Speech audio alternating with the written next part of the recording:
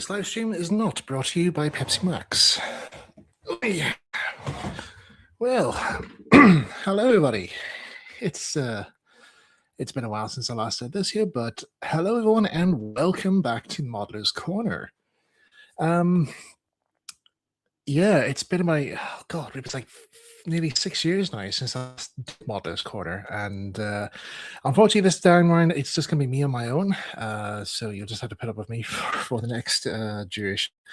Until I can get things sorted out properly for the corner. And yeah, so God, it's been like, let me see, when was the last Modeler's Corner? It was November 27th, 2020, during the pandemic. Would you believe it? Oh my heavens. So yeah, it's been quite a weird, hasn't it? People have been asking me many times, when are you going to bring it back? And even my friend Tom from Tom's Modeling Corner, he's asked me, like, when are you going to bring Modeler's Corner back? Because it'd be great to do it again. And truth be told, I actually did have plans to bring back Modeler's Corner, but it just got in the way, and I just decided, well, maybe just give it a rest for a while and see what comes up. And I left it for quite a while, and obviously, I've been working on Miniature Railway Adventures, trying to get all that sorted here. So there's a chance maybe I could bring Modeler's Corner back to integrate with that, I suppose, because during that time I was making props for Branch Engines, still happening, by the way, still happening. Because I moved some of the props over to the studio. They were stationed in my bedroom for quite a duration, and unfortunately, Toby's large scale prop suffered some serious damage due to a heat wave that we had a few weeks back there. So he is currently waiting some major repairs. Mainly, it's just down to like warping, really. Some of the 3D print files I used to make it there had 3D print parts I used to make the model all warped in the heat wave. So I have to find ways of getting them reprinted again, or try and repair them as best I possibly can. Anyway, this is nothing to do with this live stream, because tonight I decided to have a stab at something else.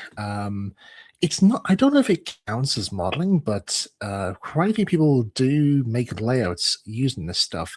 And a few shows I've attended usually have a display of this stuff. And that's, of course, Lego. Now, Lego is really considered a toy, but then again, Word Model Railway usually start off as toys, and they're really just toys for grown-ups. So, what's the major difference in that, really? So, I also just want to say as well, I can't remember exactly how long it's been since I last had a Lego set of my own. I think the last one I had was probably like a wee cheap one I got from Tesco. But when I say cheap, it was still a wee bit pricey at the time. I think around about maybe nearly £10 or something like that. There, it was only like a sachet of parts, but like, Lego's skyrocketed these days. I mean, my God, the prices for the sets these days is unbelievable. Anyway, yeah, but so every time I attend the show, there's always like a Lego train set display happening, and so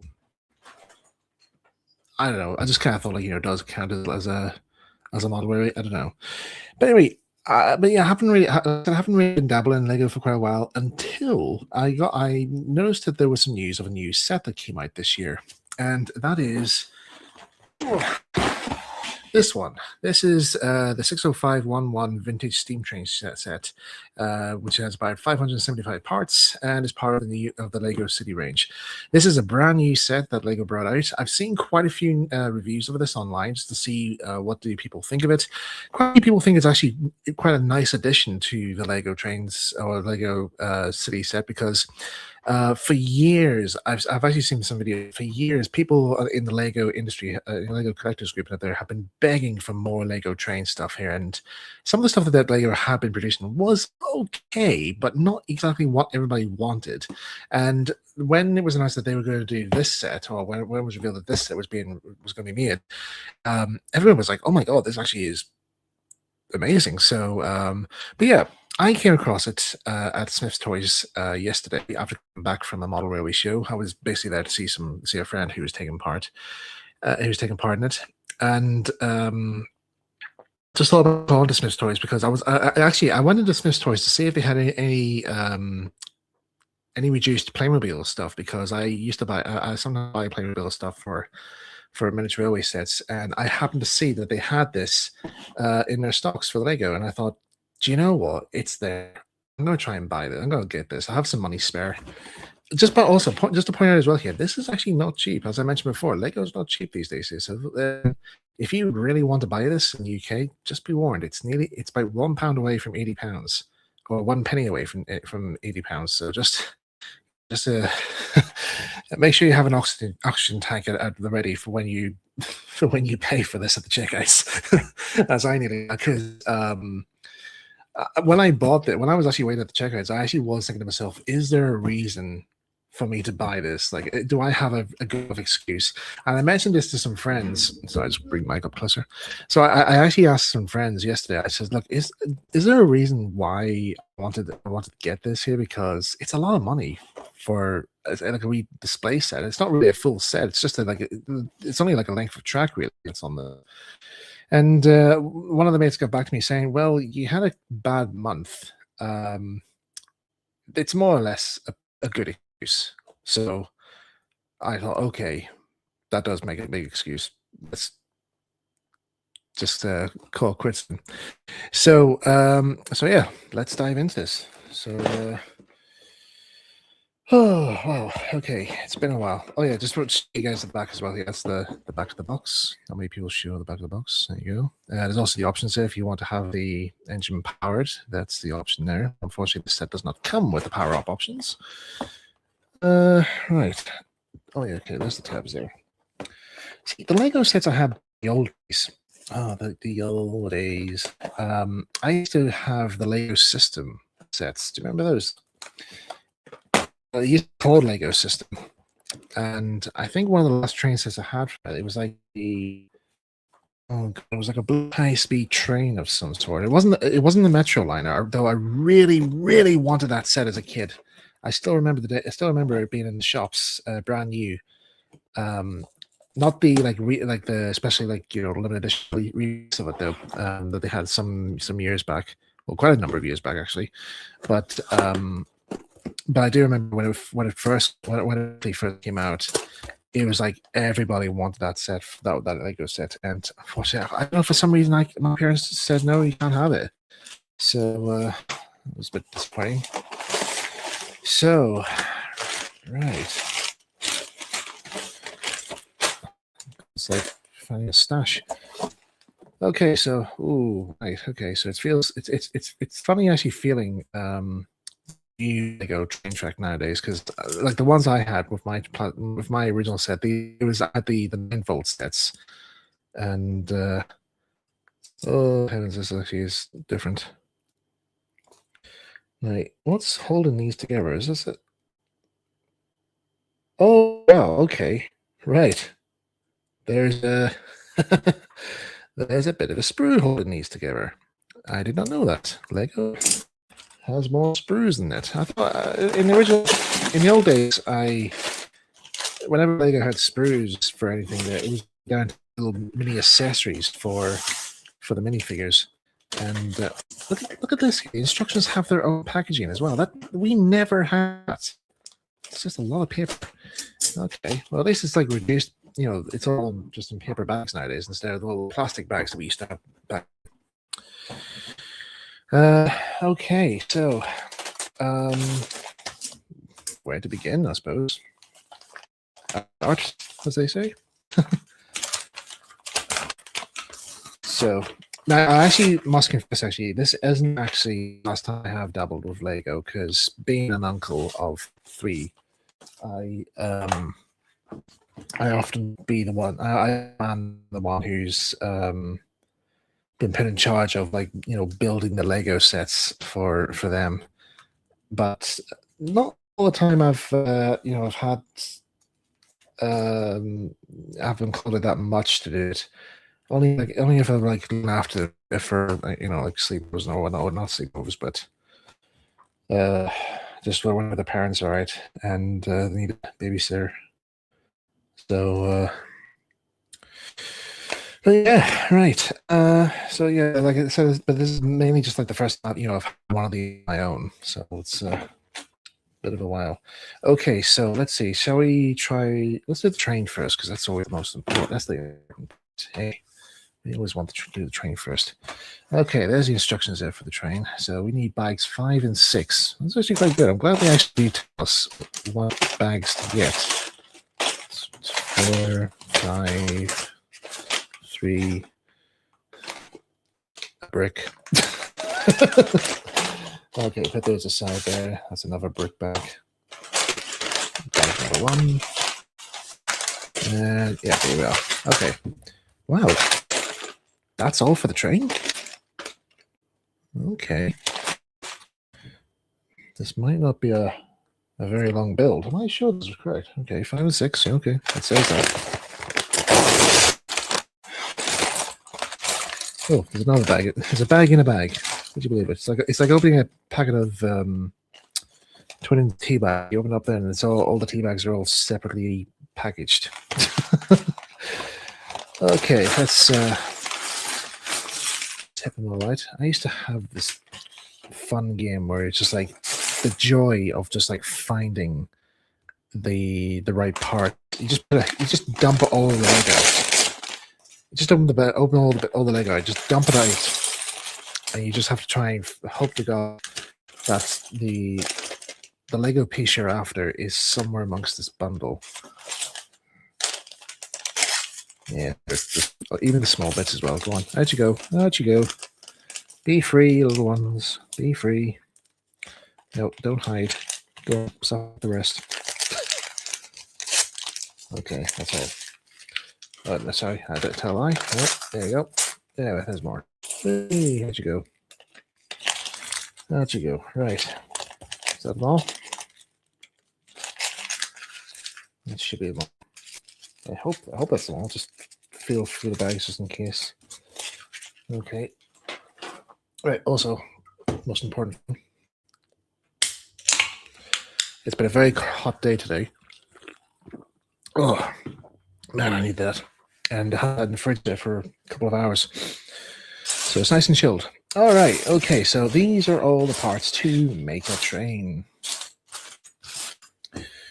Now all I need is just one little Lego guy just standing there, just looking at the camera, going, "Hey." I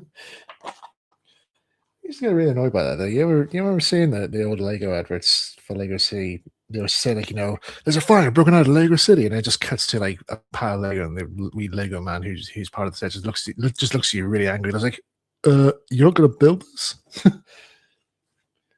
And it's like one of those few adverts that actually like insults you before you've even done anything. It just insults you just because you looked at the product. It's like so weird. All right, it says here I need to have one of these wee buffer things. Oh my god, the buffer designs have changed greatly since last time. Okay.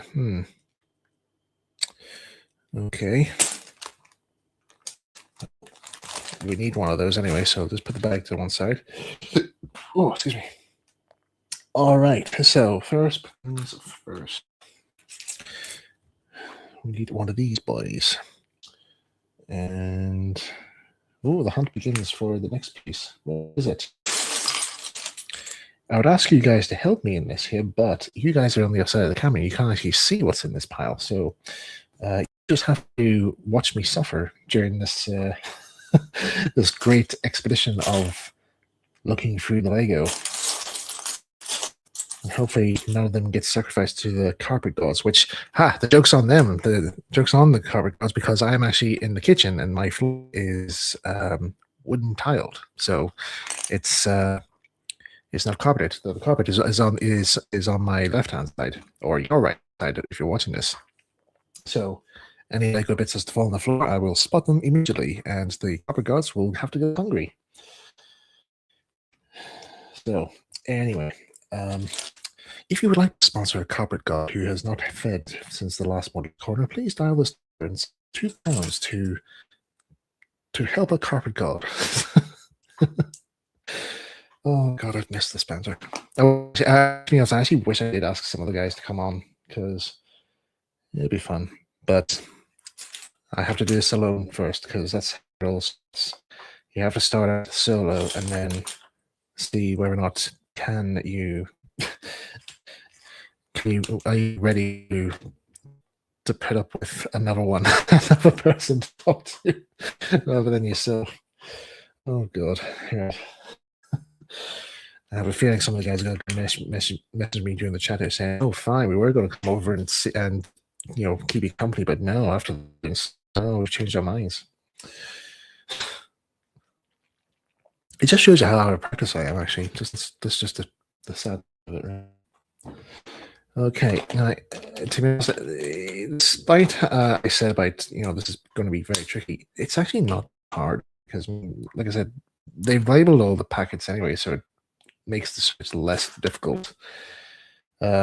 Which is not as okay, I suppose, but you would like to have the odd suffering from looking for that particular Lego set or that Lego piece, and you just go through the boxes and just just digging your way through mounds and mounds and mounds of Lego until you find that one small little part that just happens to have a limited edition design game dial that you've been searching for, just at the very, very bottom of the pile, next to that rare Lego coin piece that you have missed for your Treasure Island set.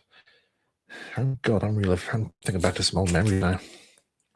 But that was the fun of it. That was the fun that I used to have back then. Like the Lego sets I had as a kid, okay, they were actually hand-me-down ones. I had a cousin who lived in Germany, and he was growing tired of Lego, so he decided, oh, why don't I give them to my young cousin? So very fun birthday in the late 90s, I'll give you that. Just remember just sitting down and watching Bob the Builder when it first premiered, which was 97, 98, 96? I can't remember. But anyway, it was one of those years, and I just remember just to see my dad walking, and he just had these big, massive boxes in his arms, and he's like, "Well, here you go, I was like, "What the heck is this?" And he says, "Oh, this is your cousin has sent these over for you for your birthday," and behold, I had a whole whack load of Lego sets, but only mountains of Lego. So yeah, we didn't go bored. I didn't go bored during that time. In fact, it wasn't the first time this guy actually dumped a whole load of old toys in front of me. He actually also gave me some wooden railway. Well, Thomas wooden railway. It was more or less Brio. I didn't really have like the wooden railways. I just had the standard Brio Thomas sets, because I think that was the only Thomas sets that were on at the time. And okay, hang on. Yeah, and when Wooden Railway first came to Northern Ireland, I was already at that stage now where I'd pretty much outgrown it and had packed it all away for whenever I was next, or for whenever I was, wanting to dabble in it again, which wasn't really a lot, but just again, whenever I was bored and just had nothing to do, really, which happened quite a lot.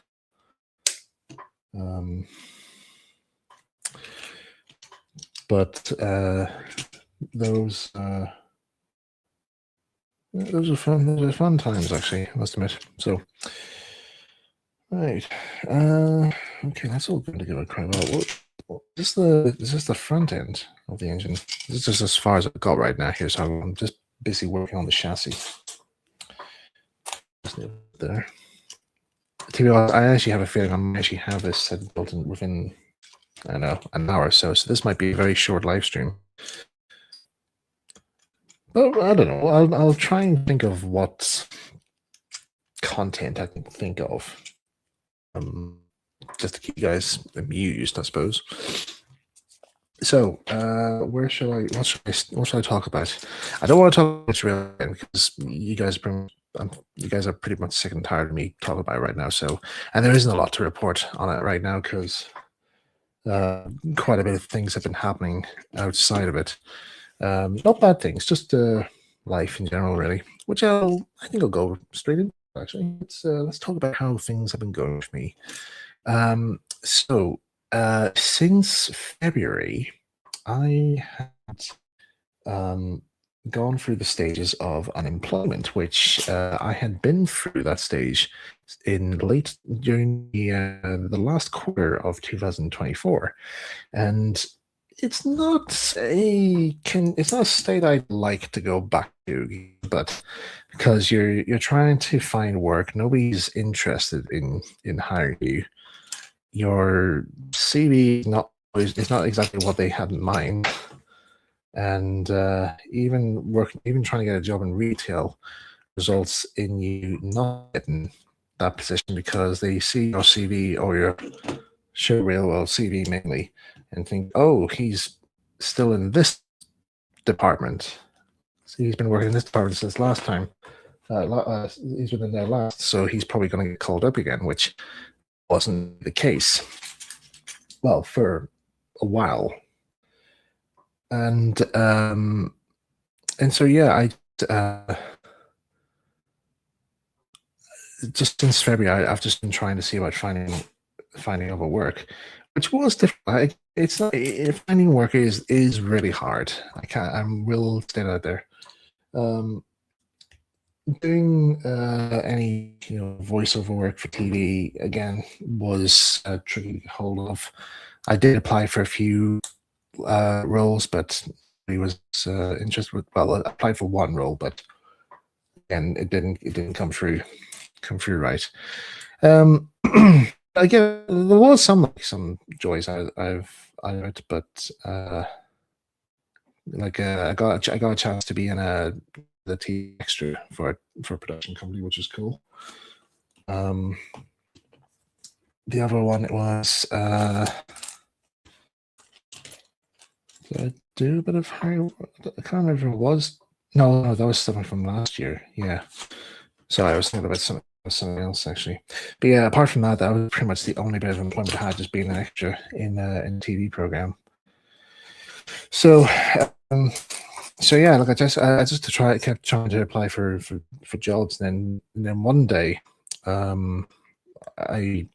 ended up going for Swissport, like at one of the airports. And so I applied for it, and I was surprised that they actually come in the interview straight away. Like after I sent the application, I was like, okay, that's surprising, but right, okay, well, let's go for it. Let's see what happens. And so I came in, and the first thing I noticed was it wasn't really an interview. It was more or less just go in and see if you've got the job. Which it wasn't the questionnaire. I'd say I'd say a 5-year-old could actually apply for it. Could fill this questionnaire and would get a job because it was that easy. It was like so basic questions. Like, what do you say to a customer whenever they approach your desk? What's the way to board a plane or to get on the plane or just very simple questions like that anybody can answer. And then after I filled this thing out, I just went back and asked me anything else, and I was like, okay, all right, that was it. That was the interview. And so interview, and went, and within about 3 days or so, I got a phone call from them saying, yeah, you start Monday. Blimey, okay. And here I was working for Swissport doing training, and training was very overwhelming. It was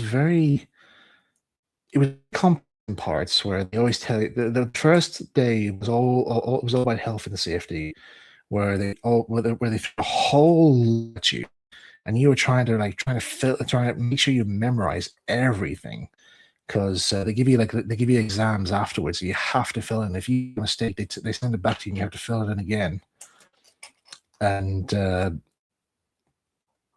And then if you don't get it right again, you have to do it again and again and again until you've got all the questions correct. So it was stressful. And then they then constantly say, "Oh, you have to do all these questionnaires online." These questionnaires take you have to sit for all these like lectures online. They're like nearly about an hour each. And then there's also one about the fire safety drill. Everybody's gone through the stage where they have to sit for much like a fire training thing here, but this one was like an hour and a half long of PowerPoint slides, an AI voice telling you all what's on the slide, and oh my god, I was up until the late hours. I was up until like maybe 1:30 in the morning looking at this, trying to do this questionnaire. And then they give you the test at the very end, and you have like 3 attempts to do it. And if you ever mess up one here, if you mess them all up here, you're locked out of the entire thing, and you have until you call into until your next training day, and then you have to ask them, "Oh, can you let us back in again to try?" And then you get told off for failing. But anyway, I managed to get the thing done, and it took 2 weeks for me to get to do all the online training done. And after all that, also there's one of the annoying things they also have is they always talk about a blue pass, and basically what all this blue pass does is it just allows you to get access to the airport, or just to give you a parking space in the staff car park. That's all it is, and they have different cards out there. It's so I don't. But they always they always rub it in your face, saying you need to get this, you have to get this. If you don't do this, you won't get your blue pass. And I'm like, at the end of the day, I'm like, who cares? I don't give a damn about blue pass. But they were all like saying, "Oh, you have to do this anyway," blah blah blah.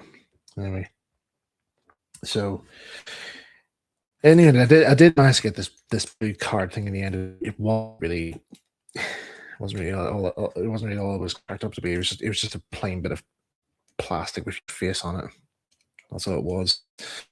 Anyway, and then we got our uniforms, and the uniforms are okay. You have the shirt, waistcoat, clip-on tie, not a proper tie, a clip-on one, because you have to be dressed.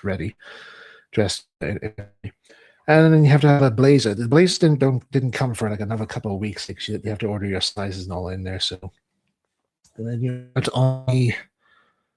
out at the check-ins, and you basically have to like show those who are working at the desk here, just to get a rough idea as to how it's all done. I don't want to go into too much detail about that in case it's like stuff I shouldn't be talking about, but to be honest, I really don't give a damn. But anyway, I think I'll just skip over this because it does go on for quite a while. This info job. But anyway, yeah. So I just had to do these for so and so, and then until I finally got notifications of when my first training sessions was going to be for like working one of the jets, which wasn't EasyJet this time, right? At first, because EasyJet was like the main desk that was getting most of the attention, but I ended up in Jet2. Nothing beats a Jet2 holiday, which I often said every day to try and cheer up the poor miserable sods who had the check-ins with me. Anyway, we got our training sessions done here, and then they gave us we practice run with some test bags to see, like, can we work the system okay? And then immediately we were then told, "Oh, now we're gonna do it. Let's get you started." And so here I was doing the check-ins for Jet2, asking people, "Hello, where are you off to today? Did you can I see a passport and boarding pass, please?" And making sure that the bags are all sealed up properly and there's no dangerous stuff in the bags, all that shebang. And so after that, I just waited until when it was time for me to get the EasyJet training sessions. I waited and waited, as did the other folks who were working with me at the time. 4 weeks later, we're still waiting. We're still working Jet 2 because, again, it's the only stand we're qualified to work at. Jet 2 only starts at 3 a.m. and between 3 a.m. and 11, like when their starting times are. And there's still no sign of a trainer to come in to train us for EasyJet. Meanwhile, some of the others had a chance to get trained because they had different shifts. Which reminds me, shift times. They are atrocious. I was very ill on the first shift day. Well, after the first shift day, because it was at 3 a.m. You had to be in at 3 a.m. because that's when that's when Jet2 opens their desks. Anyway, after trying to after waking up after trying so hard, finally getting about half an hour's sleep because my sleep patterns were all over the place at the time, or it was different back then. I managed to get to sleep around about 1 o'clock at night. I had to get up at 1:30, ready for work, so I had only half an hour sleep, which is not a lot. And my shift was 6 hours. So, yeah, you can imagine the state I was in when I arrived. To be honest, I was actually even surprised like how I was to drive there, let alone get for the entire day, or the entire morning. So, anyway, I got signed on signed on with the silly clock that doesn't recognize my name. Actually, talking of which, about they actually spelled my name wrong, which is so annoying. They spelled it with 2 A's rather than 1. That was a huge insult. I actually thought it was an A. I thought it was a with the system, but I later found out it was actually the manager. He actually typed my name wrong because story. There's a reason how I found that out, but I'm jumping ahead here. So just for a piece here, let's just go missing. Hey, we found the game here where I've actually lost the Lego piece and I can't find it. Has it? Oh, it's a green piece. That's even worse. I have to lose it on a green table.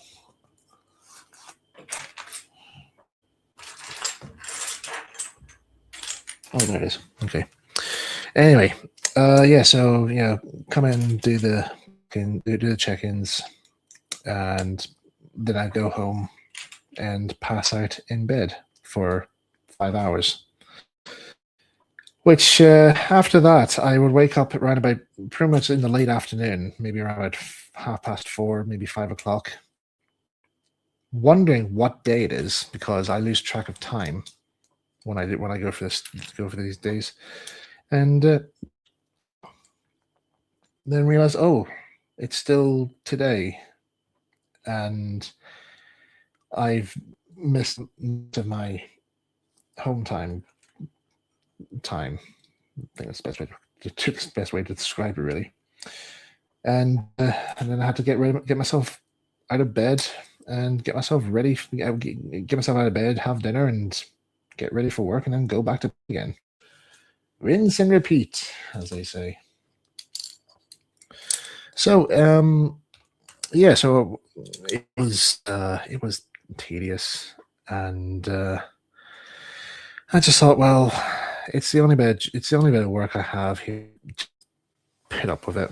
Something might come up that might cheer you up. Yeah, it took a while before something did come around to cheer me up, which wasn't a lot really. And going into the Rotary clubs at night in the evening times that it was actually quite bad as well because like again my shift times would change differently between. So I'd be like it would either be like a 3 a.m. start, a 5 a.m. start, and a evening start, which I only had one of those, but that's different. That was a different time later on. Um, so yeah, but I'll just arrive and I'll just be absolutely wrecked. And the last time I ever went through the stage was when I was in my university years, and that was something I really hated. Something I really hated back then, just being that persona of me who would have to like get early hours, have very little sleep, be very sleep deprived, and have to go and do work for folks who doesn't really much care for much. Well, care much for your well being. But anyway, that's where I was. And then I think how it all happened, what happened after that, well, how it all ended, because I stuck it out for a month, this job, and how the whole thing came to a sudden end was after the bank holiday in May, which they had given, which surprisingly, I just also pointed out here, I only had like 2 days off from the job, not weekends, very rarely at weekends, because I had to work over weekends, which was annoying. So these day shifts could be like random times, random days. So you just have to work with what you can, and take days off when you can, make them and try and make the most of them as best you possibly can. So on the first night, I would always be like, on the first day, I would always make sure I have a good, strong sleep in. So I'd be like, maybe take a 12-hour, which is something I very rarely do. So I would only take a 12-hour sleep if I am like so tired and I need to like fully recharge. So that's what I would take like a full 12-hour sleep, which I'd say some people say it's might be good for you, but my God, it did the world for me. I really enjoyed it. Anyway, where was I? Yeah. So during this bank holiday weekend, I came back to work. They gave me 3 days off, which at the time I thought was quite surprising, but hey ho, that's what they gave me. That's what the assigned rotor told me they gave me, so that was obviously fine. I actually checked with supervisor saying, like, just let you know I'm going to be in these days. They said it was all fine, and I came in absolutely fine, nothing exciting that I'd missed. And then the airport team manager guy came up. Now I had an encounter with him before I did the last on the Jet 2 desks, where he came up to me and he abruptly asked me, saying, "Hey, do you know how to read passports?" Well, I think I do. He said, and then he lashed at me, saying, "No, I don't want that. It's a simple yes or no question. Do you not?" I was like, "Well," I said, "Yes, okay, yes, I do," which I think I didn't though, but maybe I did. I had no idea. And he just like stressed me, shouted at me, saying, "It's a simple thing to do. It's a very simple thing to do." And he pulled me aside to where I had to go to, and then he just told me what I had to do. And he says, "It's very simple, very, very simple." So I thought, okay, so here I am checking people's passports, hoping to God I'm doing this quickly. And but anyway, this guy comes up to me and says, "Michael," he says, "Were you off on Monday?" I says, "Yeah." He says, "Were you off on Monday?" I said, "Yeah." He says, "Right, okay. Would you mind coming over to the office, please, here, because I need you to fill this return form." I says, "What?" He says, "No." He says, "No, it won't take too long. It'll only take a few minutes." I says, "Well, okay." As walking over, I kept thinking to myself, like, do I always have to sign this form every time, like, I'm assigned a day off, or they tell me I have to take, whenever I'm off? It's like, I've never done it before. And he was all giving me all the sweet talk, saying, like, it'll be all right. This is just a simple routine thing that they takes me to the office. He says, "All right, sit down there for a sec, and we'll get you sorted out here." He closes the door, and then he sits down. He looks at me sternly, and then that's where the mask comes off, and he says, "Right, what?" He says, "Right, what's the deal?" I says, "What?" He said, he turns on his computer screen. He's to one of those like time scale lists, and he points to Sunday and he says, "You had a shift on Sunday. You weren't. Monday, you had a shift. You weren't in. What the hell?" I says, well, but I had those days off. I signed those days off. And then he pointed to the screen and he says, no, you had those days off. No, sorry, you had shifts on those days and you weren't in. I wanted your explanation. I want to know your explanation for this, for not being there. I says, but I'm telling you, I says, I had those days. I was given those days off. And we were given this app to use for all our clocking which had all our rotor times and that there. I said, look, I'll show you it on the app here. And he was constantly insisting, saying, like, constantly saying, you had these, you were meant to work these days. I was like, I didn't. And then he then looks at the screen again, and he says, oh, he says, your name is Michael Soft, right? And I says, no, my name is Michael White. And then he banged his fist on the table and he said, for God's sake, I got the wrong one. And he went for a stage of Michael laugh for a bit, whereas I'm just sitting there looking at him, thinking, "What the hell is going on here?" And then he says to me, and then he looks at me and he says, "Don't worry, son." He says, "I won't fire you this time."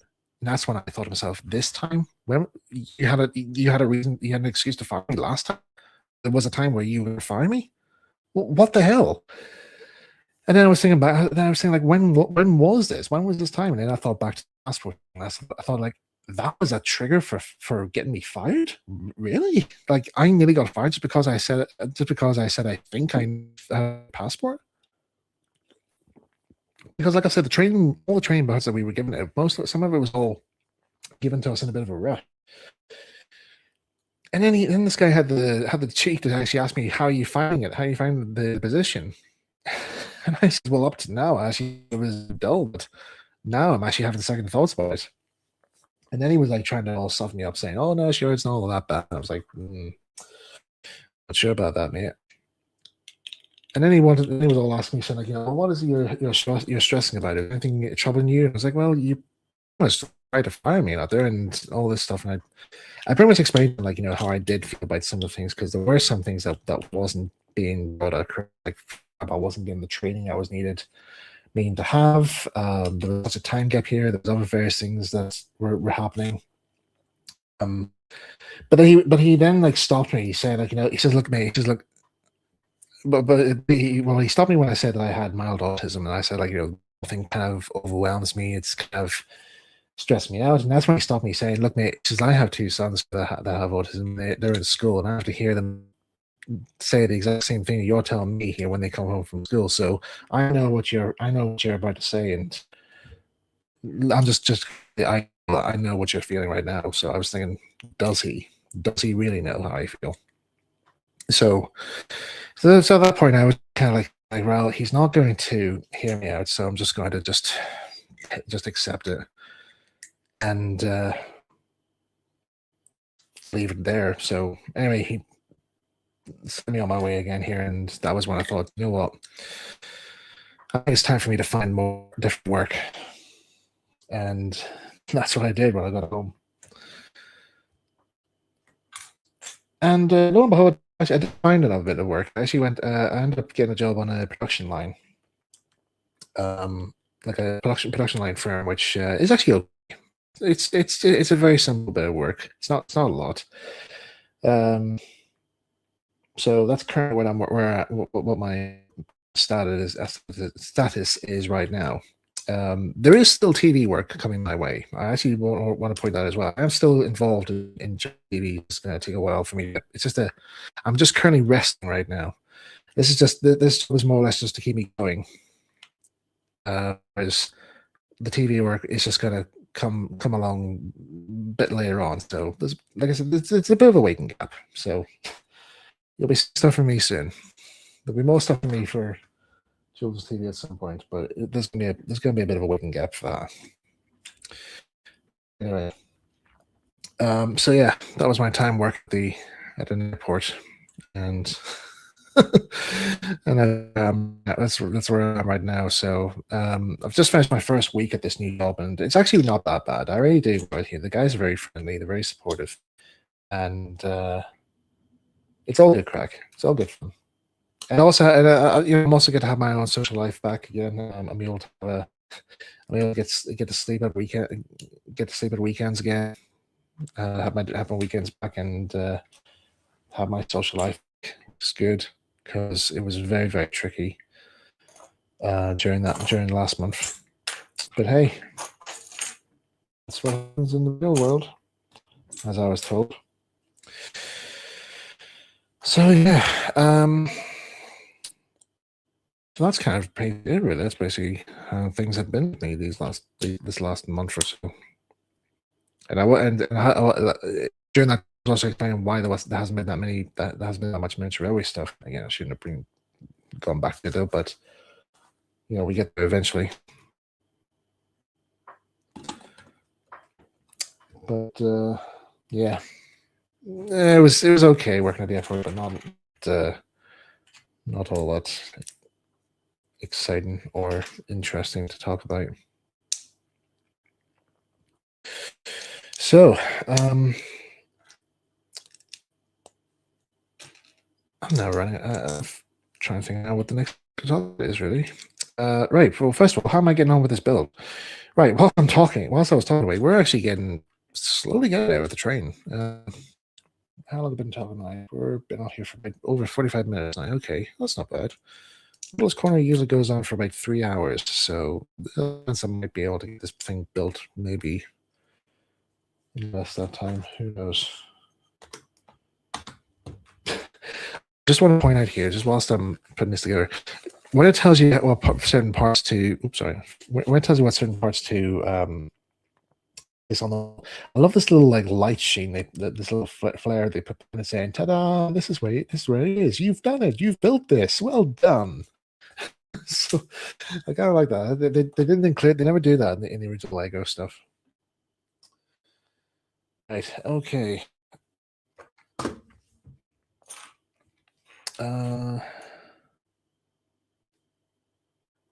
Right. Okay. Wheels now. It's very strange now just seeing these new designs for Lego trains because all the like I said before, like the Lego trains I remember years ago, it was all the 9-volt ones, and they were mostly diesel outline. So I never saw steam train ones until I think it was when my mum got me a subscription for like a Lego magazine, like a Lego collector's magazine, or whatever. Or I used to get the Lego Adventures magazine. Do you guys remember Lego Adventures magazines? Something I should probably mention about that because it would basically involve a CGI Lego comic based on various themes. So you have like one based around Lego Adventure with the Indiana Jones character. What was his name? Johnny Thunder? Character's name? Johnny Thunder? He was like a guy with a fedora, explorer's hat and mustache and sideburns. He had some of an Indiana Jones vibe about him. But I remember there used to be that they used to have, and then they would have ones for. Oh, hello! I think I found a fire. Did I find a fault? Did I find a fault?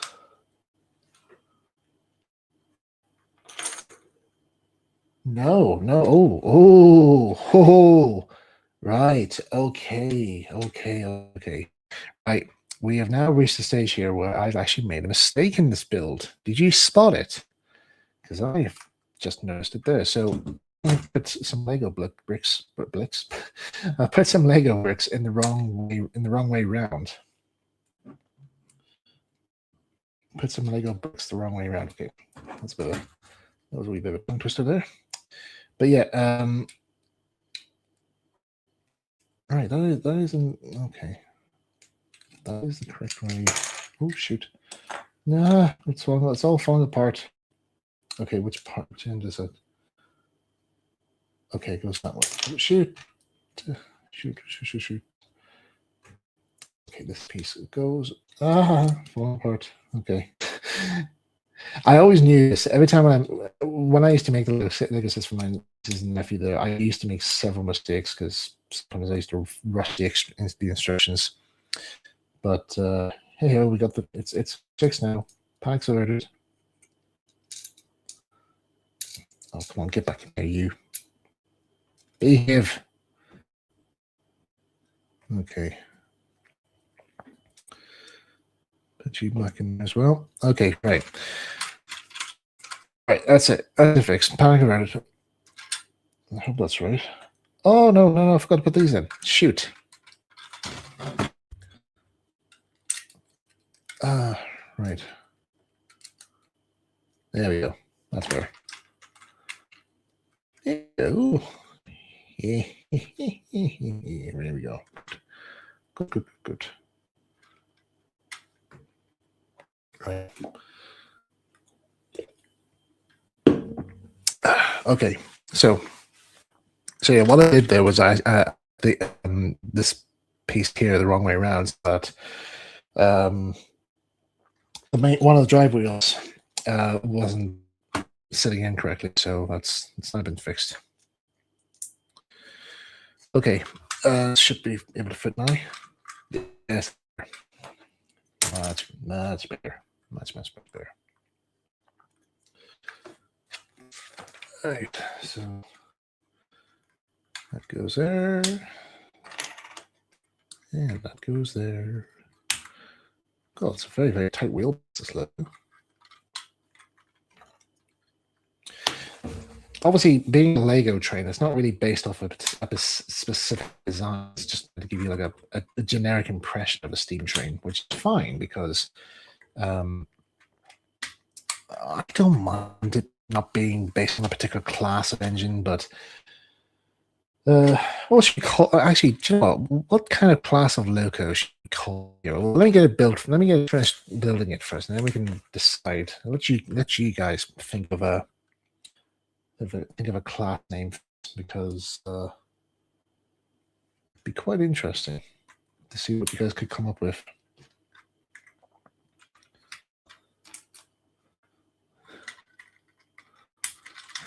I think the one name comes to mind, which is the L class, being Lego class. But then that would pretty much count for all Lego trains.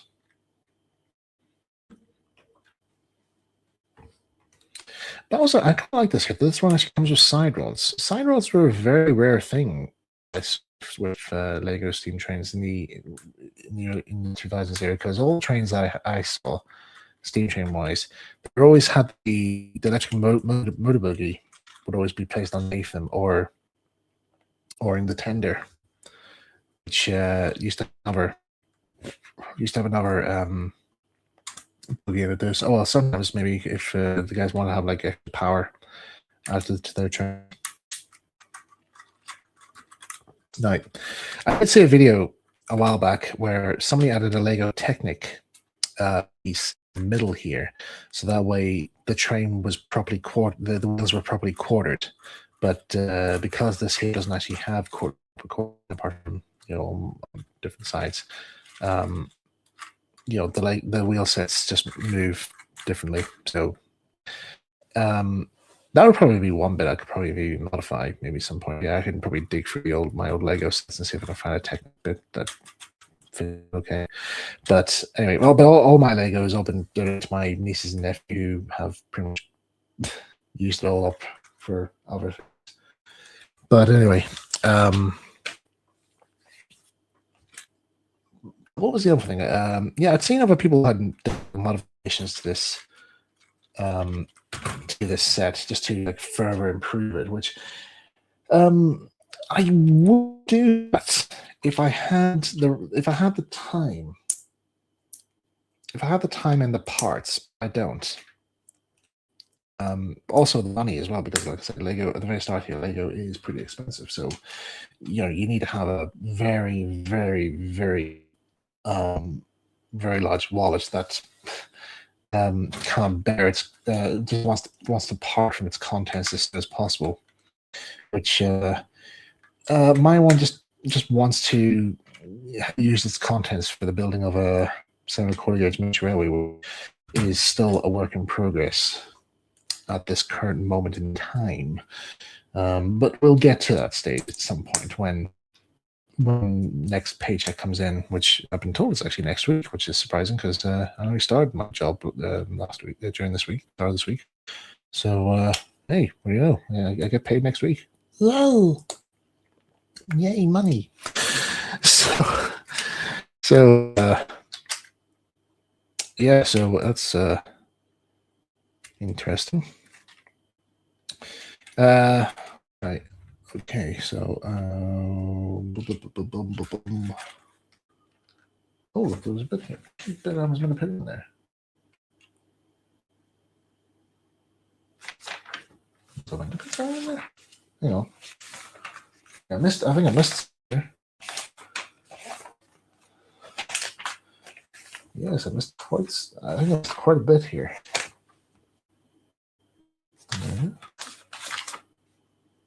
Okay.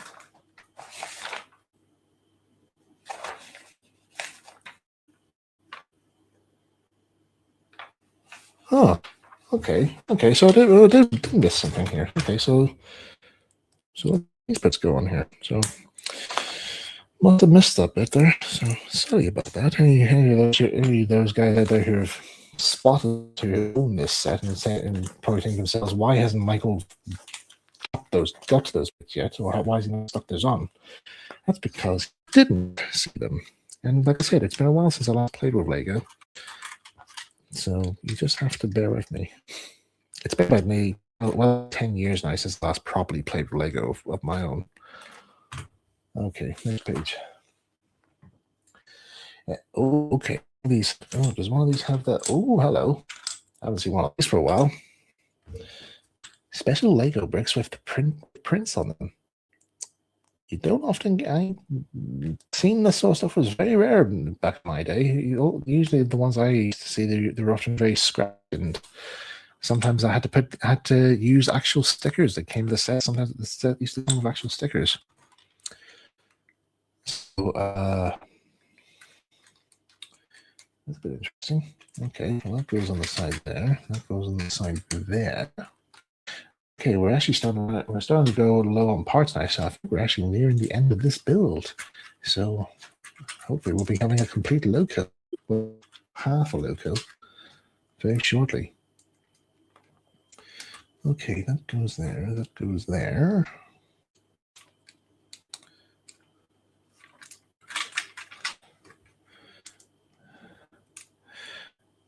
I just need a comment there from Marty6779.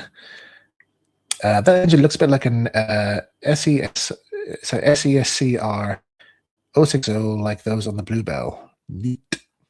Yeah, kind of so much of them, yeah.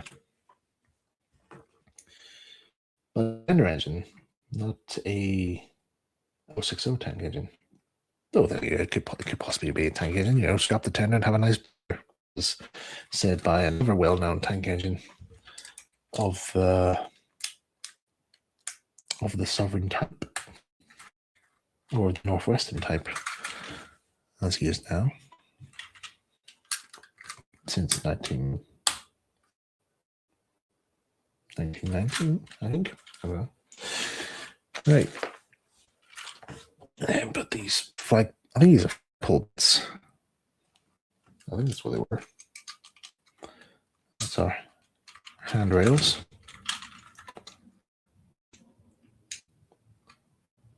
Oh, it's instructions telling me to fit the other set of wheels on, which I've already done, so we'll not go the instructions now.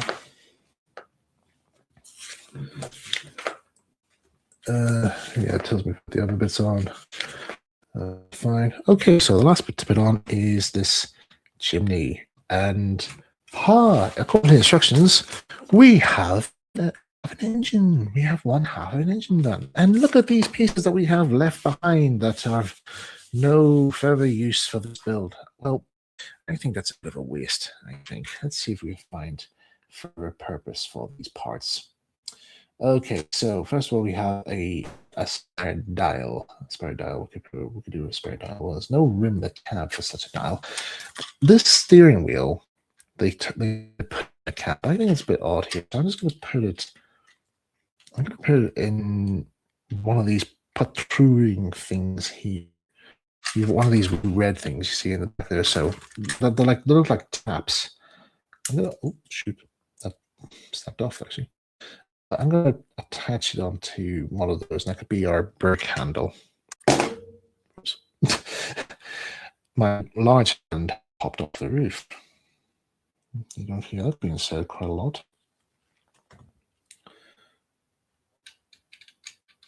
There you go. That is a wee brake handle there, and I can stick that extra dial in the cat there.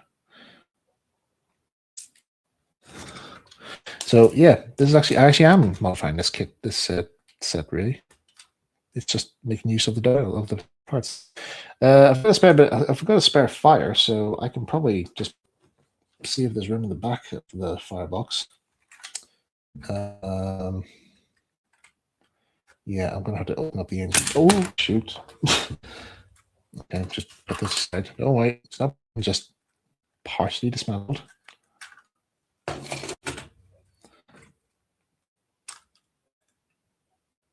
Right. Okay. So that flooring is going to be in the way. So let's just put that there and put that there. Question mark. Well, for it. And can it, the next question is, can it fit together with that on?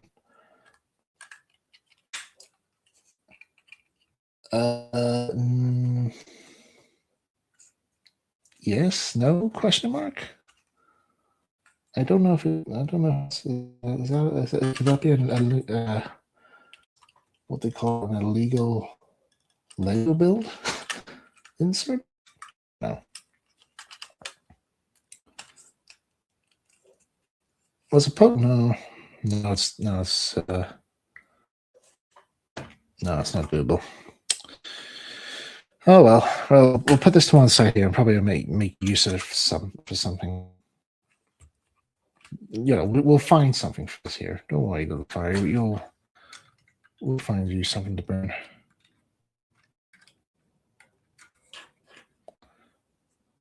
You could probably put on the drive shovel or something.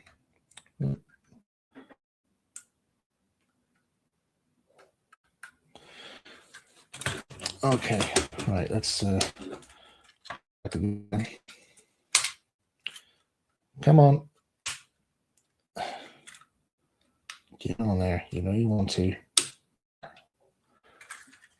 After some persuasion. Oop. Chili's come off. Okay, roof back on.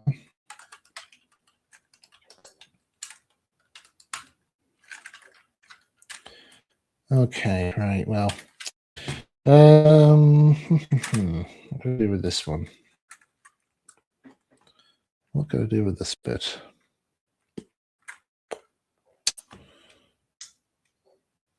Oh, you know, put it up here and use that as make that as a vacuum hose pipe.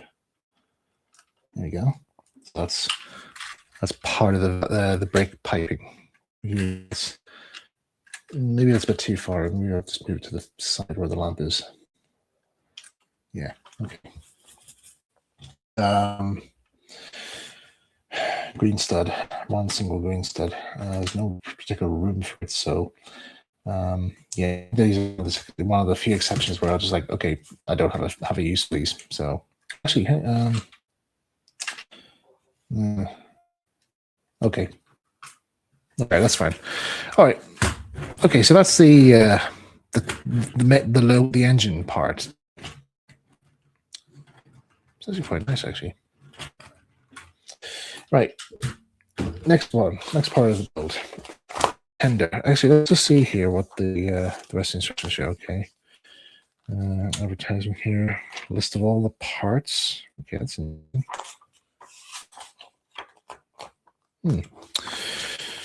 right. Well, that's that done. So let's tender next. Now, tender is bag number 4. So let's see. It took about 1 hour 5 minutes make this engine. So we'll call it an hour. Because I spent 5 minutes talking about improving the engine. Oh, 4 is the instructions. Actually, we've got, oops, wee mini bag of stuff. I'm just going to tip that in because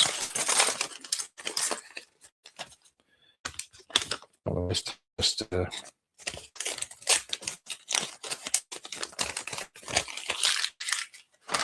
okay, right. A little shake. It's like in the old days with you get a packet of crisps of like salt and vinegar, and you used to get like this sachet of salt. You put it in, you shake it up there, so you get like extra salt in your crisps.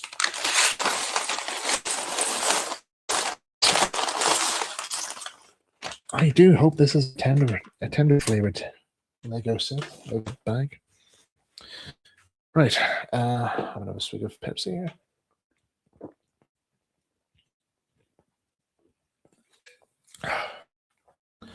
God, that was more than a swig. Oh, anyway. Okay. Well, first thing first, build the driver or the fireman. You only get a fireman with this here, not a driver. Okay. Or does he count? We don't know. Right, let's see. Oh god, this is a little face. Where's this cap? I like the little cap he gets. I like that. And his legs. Here we go. Where's his show? Yeah. There we are. There it is. Fireman figure. He's quite sweet, actually. I think I'll call him Bob. Moments later, Bob is remembered. Oh dear. Right. Yeah, I'll put you in the driver, Bob.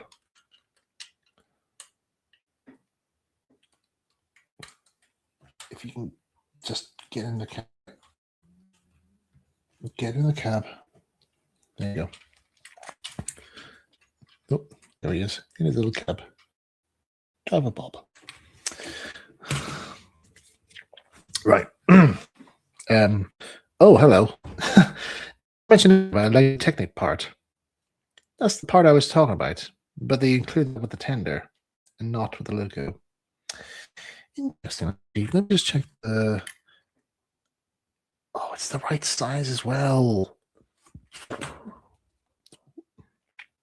That does raise a few questions. Why didn't Lego not include these with the train? Because then you have your wheel quartered. I don't know. Maybe it's just more of an excuse for people to buy more Lego, I suppose. All right. Okay. Let's move on. So, okay, we're building up the chassis now.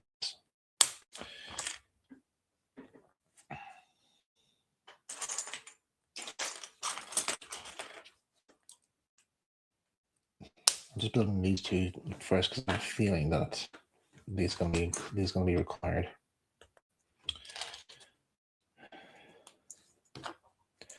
Actually, when my cousin gave me all his Lego stuff, amongst them was a lot of Lego Technic. Well, quite a bit of Lego Technic pieces, but he also had this really cool instruction book for making various Lego Technic models. One of which was a Lego railway bridge, like a big Lego girder bridge. It was all consisting of all like these parts here, like these ones with the holes in it there. And I thought, oh, that looks pretty awesome up there. And so I looked to see if it was possible. Do I have all the parts to make this? And I did, because my cousin had, it was from a set my cousin had. So all the bits were there. It's just a matter of just trying to find them in the whole jungle of Lego. So obviously I need to get another set of buffers. Oh, go 3 sets of buffers. Okay, there we go. So those go on there. One goes there.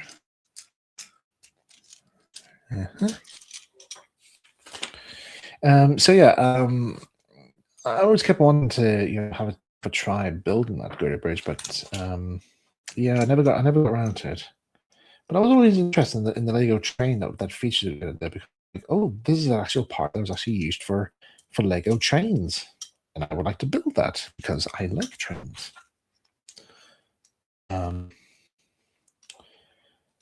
But yeah, it wasn't. Actually, whilst I'm putting the wheels on, let me just make sure these are all engaged. Okay, that's it. That's gauged.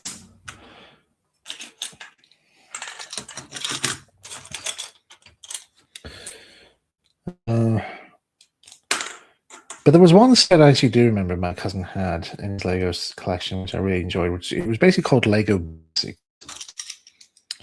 and it was a very very simple set. Really, it was part of like one of those ones where you have like a carry kit, and it was just filled with Lego, all like required parts to build specific models. And you had a catalog that you can build like anything from this set, or using all the bits from that set, or any bits from that set to make a particular Lego piece or item.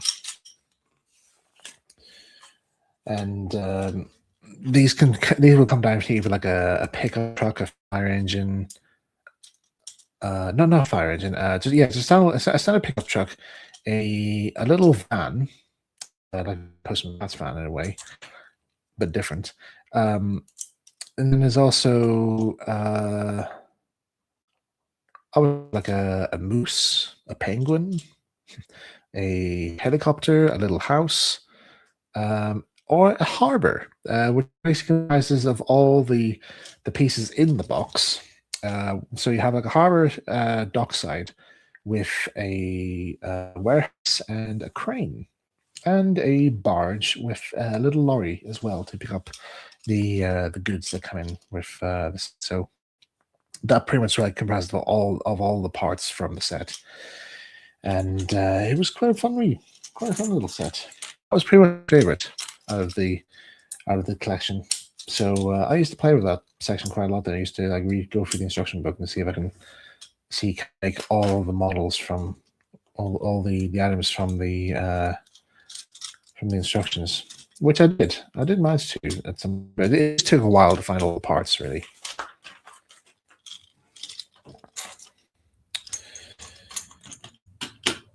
Right. Yeah, we're actually making good progress for this so far. I'm actually really enjoying this. It's actually very therapeutic. I do remember my school days. We used in the technology class, they actually did have Lego Technic in one side of the room, and we used to get really annoyed with the teacher because they never let us play with it or use it. I tell a lie, did let us use it once, and I forget what it was we were building. Maybe it was trying to work out a design of how to do mechanics? Question mark. We didn't really do much in terms of engineering, which is something I would have loved to do. I would love a class that taught us engineering, because then I could build a steam engine. Wouldn't that be cool? Then again, we did make battery-powered toy cars, and we also made a coffee table. So that was something. It was something to be proud of. I still have that coffee table, actually. It's in the attic. I must actually bring it down and use it as a table, because I could do with one.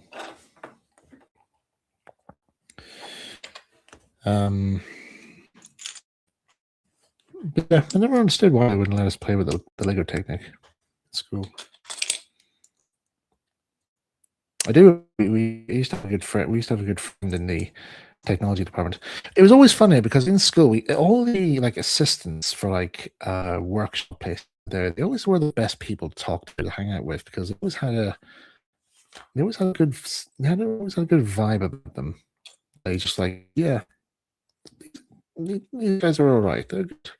And then in the technology department that we had, technology design section, Um, I don't know how old he is. I don't know how old he is now. I'd say he's probably long gone now, but God forbid he isn't. God hope he's still around, because it'd be great to see him again. His name was Herbie. This guy's name was Herbie, and he would always wear. He'd always had this. He had this particular look about him that I thought was pretty awesome. He was our Doc Brown from Back to the Future. He had the hairstyle. He had glasses that had this this black cord attached to him, so that he never loses them. And his hair was all over the place. And he had this he always wore a t-shirt and black trousers and big brown hobnail boots. And he had this big navy blue overcoat, which down to his his knees.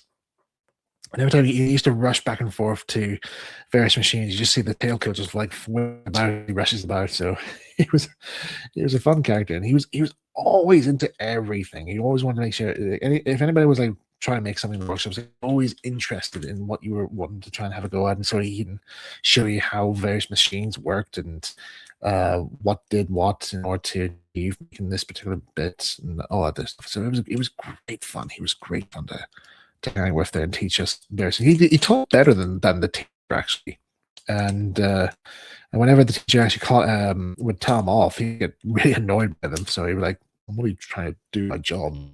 But he was good fun. He was definitely good fun. And come the final year, I decided to make a present to say thank you for all the help out there. And so I made him a big wooden train, because he loved trains.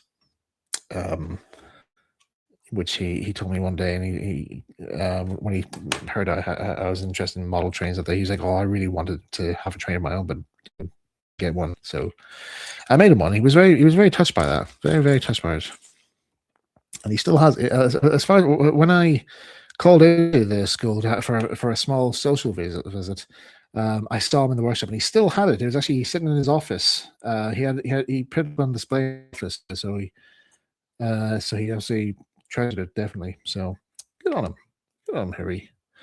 The next person that we did something like him there was when I was in media class. We had a guy called Eddie, who we always called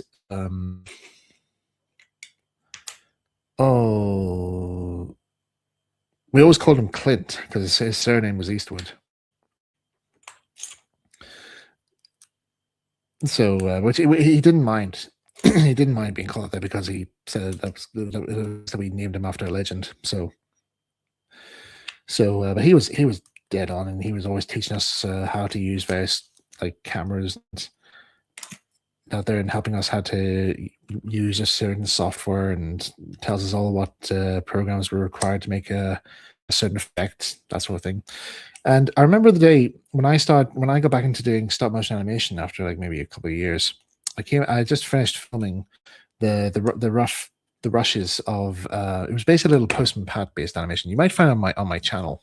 If you look under the playlist animation I've made, you'll find it there. It's called Christmas Surprise. This was filmed in a broom cupboard, as all things were, and it was basically filmed on a notice board, no bigger than this. I think it was it was filmed on like a big cork notice board, covered in fake snow and cotton wool. And I just had this little postman doll figure that I bought, that I'd done up to animate to, and I had made all the scenery from foam board and modified Postman Pat toy van to animate to.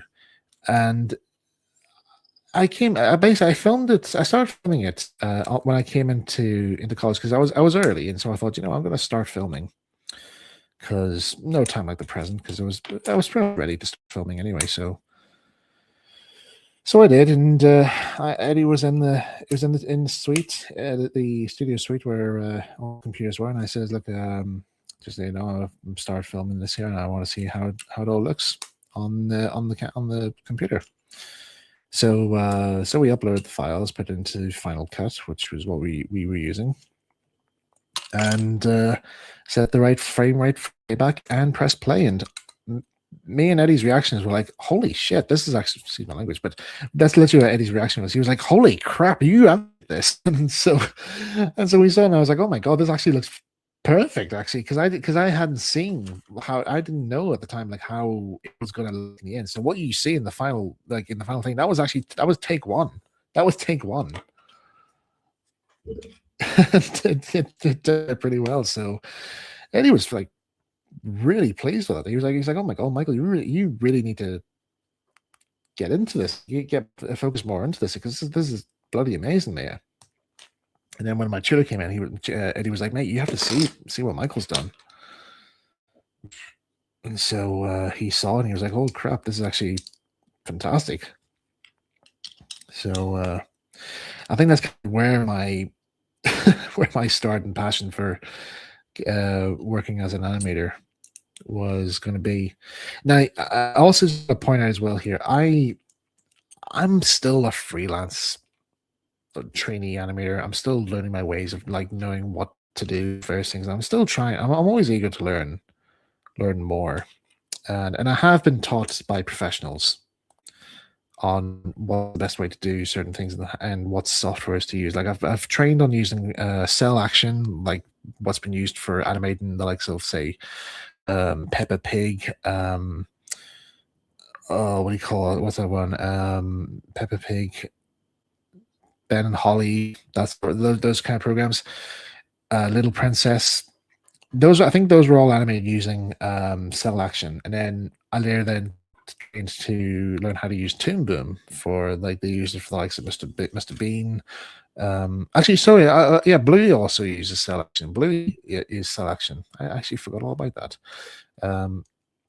Because there's a funny behind the scenes insert in one of the episodes where we see Bluey going to bed, and he's like, I wonder what kind of dream. She's like, I wonder what kind of dream I'm going to have, and then we see her being animated. While she's having her dream, she wakes up. She says, that was a strange dream I had. What a weird dream. So that was the sort of stuff I got trained in here. And then during the pandemic, during, like, whilst, in between filming, doing these Modelers Corner live streams here, I got back into using what do you call it? Moho, which was originally called Anime Studio, and it was good. And that's what I'm currently using to animate miniature railway adventures too. So, hello, here's an old friend from the old days of Modelers Corner. Let's bring his camera up here. It's Tom. Do you remember, guys? Do you remember Tom? Tom from Tom's Modeling Corner. Yeah, so it's great. Have you got any peanuts? Oh my god. Okay, that's an old one, actually. Yeah. For those who don't know, peanuts was a catchphrase that we somehow worked into the streams, where Tom used to just randomly yelled peanuts, which confused the heck out of me, and everyone was like, what are you talking about? And when it was explained, it was basically something that Matt Lucas said in a Shooting Stars episode, where he just randomly just sang a song just by yelling peanuts. And Tom pretty much spent the entire live stream just shouting peanuts. Hang on, let me just put this laptop back in here, because I didn't realize my laptop battery was going. I thought I had it plugged in. There we go. But yeah, Tom spent an entire Modelers Corner episode just shooting peanuts. And you'll find it in the Modelers Corner episode, simply titled Peanuts. So yeah. Hey, good. Actually, do you know what? Should we ask Tom to come? Would Tom like to come on this Modelers Corner? Relive the old days? It would be fun if we could reenact the old days. If he's free right now, because I think he's doing other stuff now. He's part of a different Modelers Corner now, isn't he? It's not too far off. Well, not similar to Modelers Corner. It's a model railway podcast of some sort, or live stream of kinds. I think it's called the Shunting Yard, which definitely something worth checking out here. All right, Tom is not available. Okay, I'm afraid I can't tonight, but it's a really nice idea. Okay, yeah, because it's this was all like very short notice here because I only thought about doing this earlier this morning. But yeah, we're good to have him on board. Maybe next time, once I have more ideas for a future modelers corner, which I actually now do. I actually do have ideas now for another modelers corner episode live stream. So because there's a particular item that I want to model, and I would like to share it with you guys. So yeah, that'd be quite interesting to do. So yeah, I'll leave that for you to have a think about, Tom, and if you're ever interested in taking part in that particular live stream. I don't know when it's going to happen, so you just have to just look out for any notice.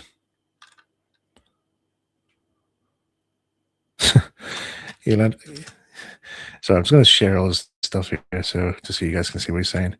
Hey, I learned a lot about running live streams from you, mate. Yeah, he's down for coming into the next one. So yeah. So Modelers Corner will be back in some form or other.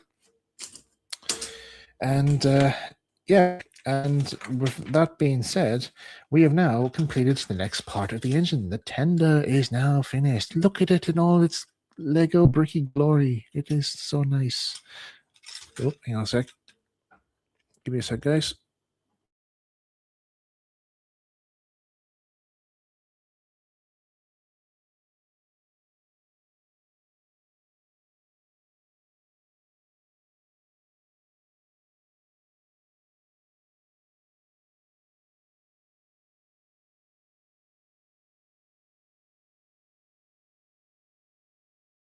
Right, just be right back here, guys.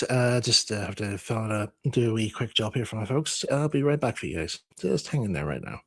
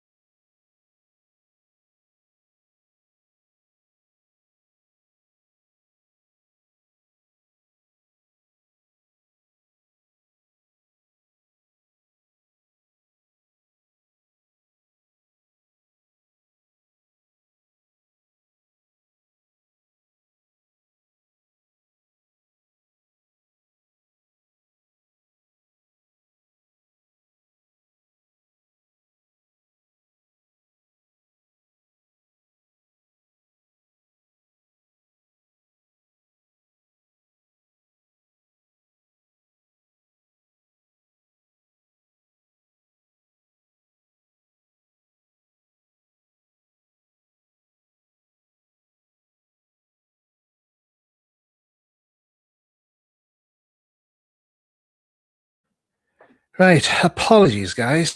Yeah, I was called away there because my folks were asking um if I could help them out, like sort something out here, like print a label for them. But uh, yeah, it was just happening whilst they were still filling in the details for getting the label printed. But they're still working away at it there, but it's one of those issues. Anyway, yeah, we're all fine, all good. Everything's all fine, guys. Nothing to worry about. So yeah, where was I? So we've got the tender built. So recreating for what I said earlier. So yeah, look at all of this lovely, splendid bricky glory. Yes, and let's attach it onto the engine. And yes, oh, lovely. So yeah, we've got a train. We've got a train or a locomotive. The train is actually comprising of an engine and carriages. So yes, we've got an engine and tender fully built. So no, like this is actually the first time since I had the Harry Potter Hogwarts Express set from when the first Harry Potter film came out. It's actually the first time I've actually had a Lego steam train fully completed. One with a tender, which was the first Harry Potter train set. Didn't come with one. You had to get the special motorized version to have a tender with. But I didn't get that set because, as parents said to me, you already had that set, which was the non-powered one. Anyway, that's been built, so I'll put that aside. And we move straight on to the, let's see, put this to one side. We move on to the passenger coach. Now, don't know how long this is going to take me to build, but let's try and get through it as quick as we can because it's Sunday night. I have work in the morning. I have to be up around about 6:30, but that's not for a good while yet. So let's carry on. Okay, right. Oh, there's a few bits and pieces in here. It's a little box of who knows what. Okay.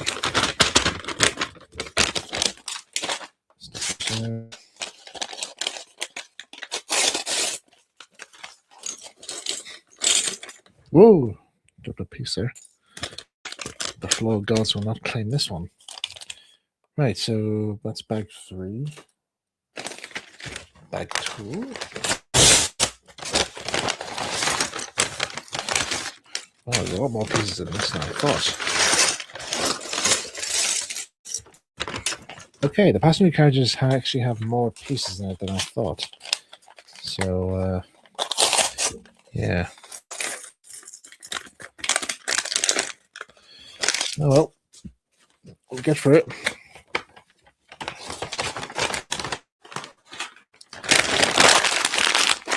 Tear up the workstation as well, so.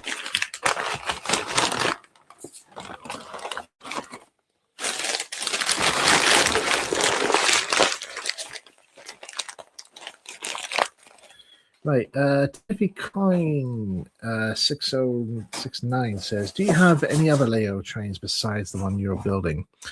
I did once time had the Harry Potter Hogwarts Express train set, which was the first. It was basically the first one where the train was just like a push, like this one here, but it comprised just of the engine and the coach and a basic, not really well put together Hogsmeade station, which wasn't really much, to be honest.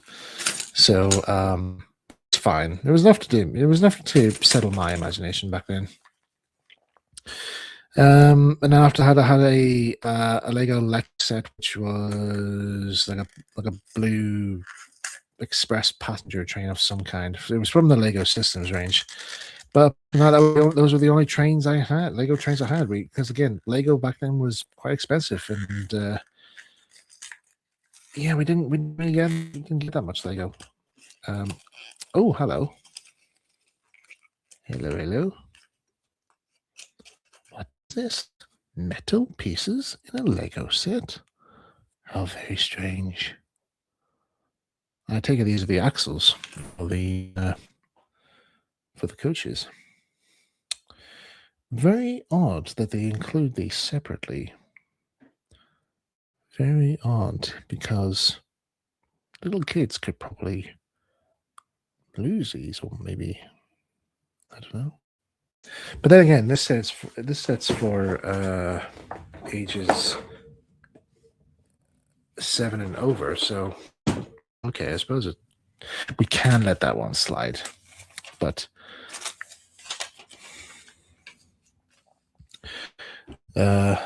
what's that? Tom says, I miss the old My Old Train. Yes, that was the range. That was the range I mentioned earlier.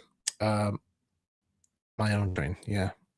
Where you can actually get like you had a series of different types of trains, like tank engines or tender engines or bogie type trains of sorts.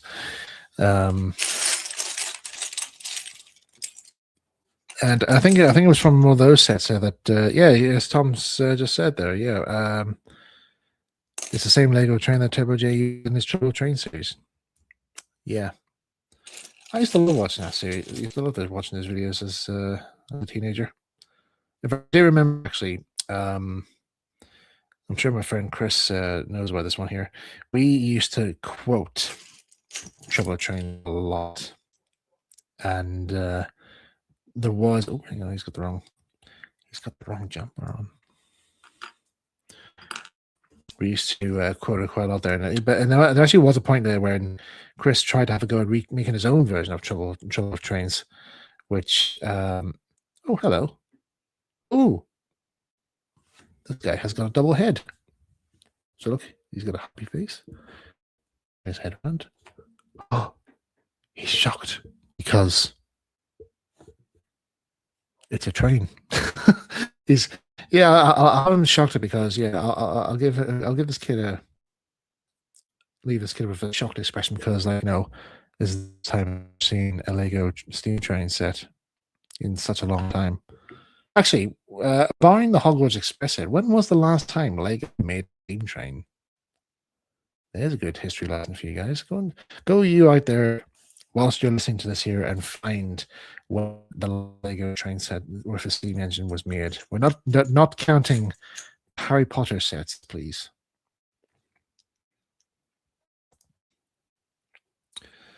Oh, the lady character figure for this set also has a double-sided head as well. Where's her hair? Where's her hair? There she is. She looks like from the Home Alone films. So there she is there. Like for yes, that kind of expression. You see that. Actually, let me see. Let me change. Can I change cameras? Bear with me for a second, folks.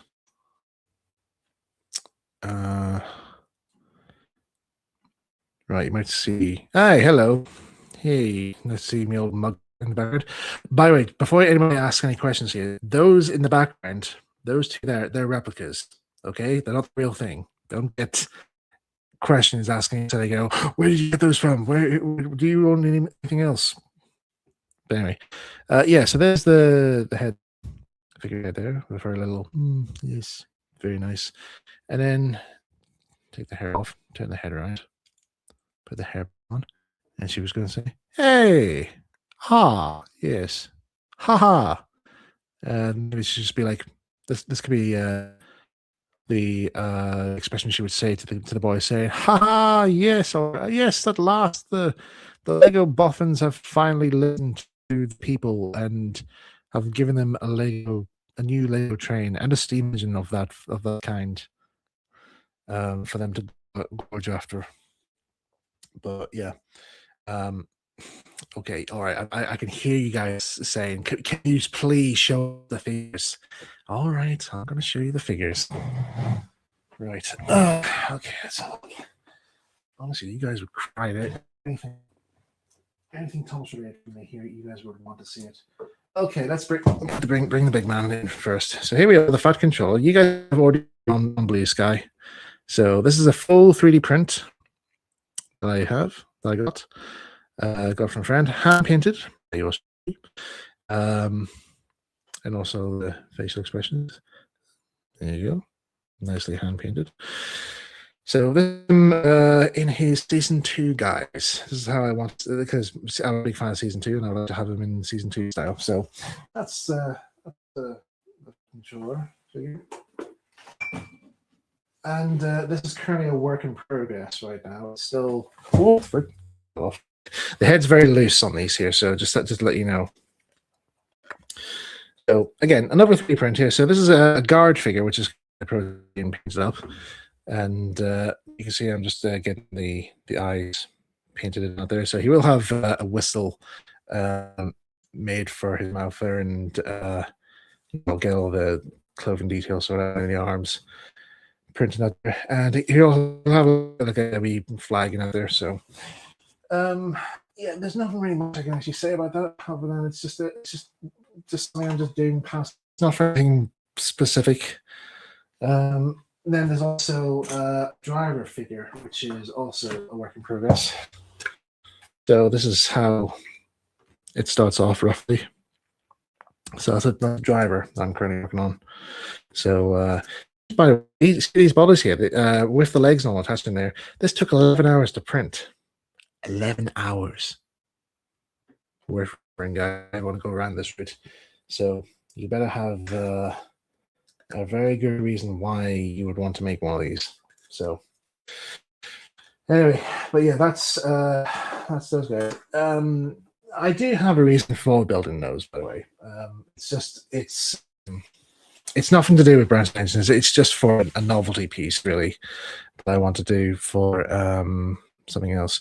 Anyway, we're not focusing on those guys today on this video, on this live stream. We're going to focus on this. So we're coming back to this now. So that's all the Thomas stuff you're going to be in tonight. I'm very sorry, but we have to move on here to get the rest of this build made. So this is a Lego edition of Models Corner, not a Thomas edition. So yeah, we got 3 figures made. So they're sitting ready to go. Right. Let's get the coach. We're on a bit of the time scale here to get finished. Right, so we're kind of nearing the 2-hour mark. Let's try and get this all made within the same time frame of the Models Corner episode or that live stream. Mind you, it could be an episode for all I know. Right, so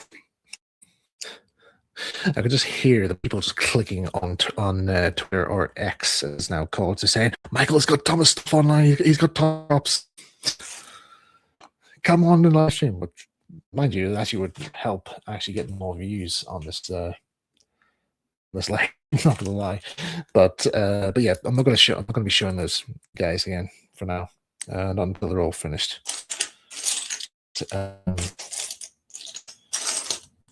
Right. There's maybe another red piece. Another red piece. Where are you? There we are. See, this is the part I enjoy when I used to play with Lego. Just like sifting through all the bits, trying to find the part that you wish to God the Carpets Gods haven't claimed as the next victim. Okay, so we need more buffers. Oh, sugar. Something did fell out onto the floor. Hey, the floor gods have claimed it. The joke on them, because the floor is hard. There's no carpet there. It's the carpet's way over there. And I'm able to see what part has fallen. So I'll retrieve it. So Yabu sucks to you, floor gods. Right. Okay, let's carry on here with this.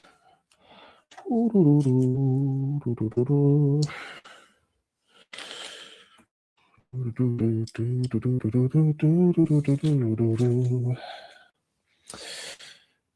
you guys recognize that tune, you will know what anime I'm referencing. My friend Kirsty would know if she's still here. She'll know exactly what tune I'm humming, because he also likes to say that anime. Oh, hello. Oh, this is a nice bit of detail. I actually like this here. We've had a bit here where we're modeling the footstep. Ha ha ha ha ha. I gave it what the tune was. I was singing Footsteps. Okay, Footsteps from City Hunter. Yeah. What a fitting. I actually didn't know that I was going to be working on the next of the coach, and yet I'm actually humming the song Footsteps from City Hunter. What are the odds? I'm sure Kelsey's probably sick and tired of that tune now, but it's not that bad. It's a good song. I really am actually, just to point out here, when we were watching City Hunter, we finished watching season 2, and the one episode where pretty much for like the most majority of like the City Hunter season 1 and season 2, the song Footsteps, it's a song that plays whenever the any of the action scenes, all the good action scenes take place, and it's an awesome song. It's so good. It fits so well with the mood and the atmosphere. And then they stopped using it, like half, or like maybe at the first half of season 2. Why can't they just keep using it? It's such a good song, and they didn't use it again until like 2019 or so with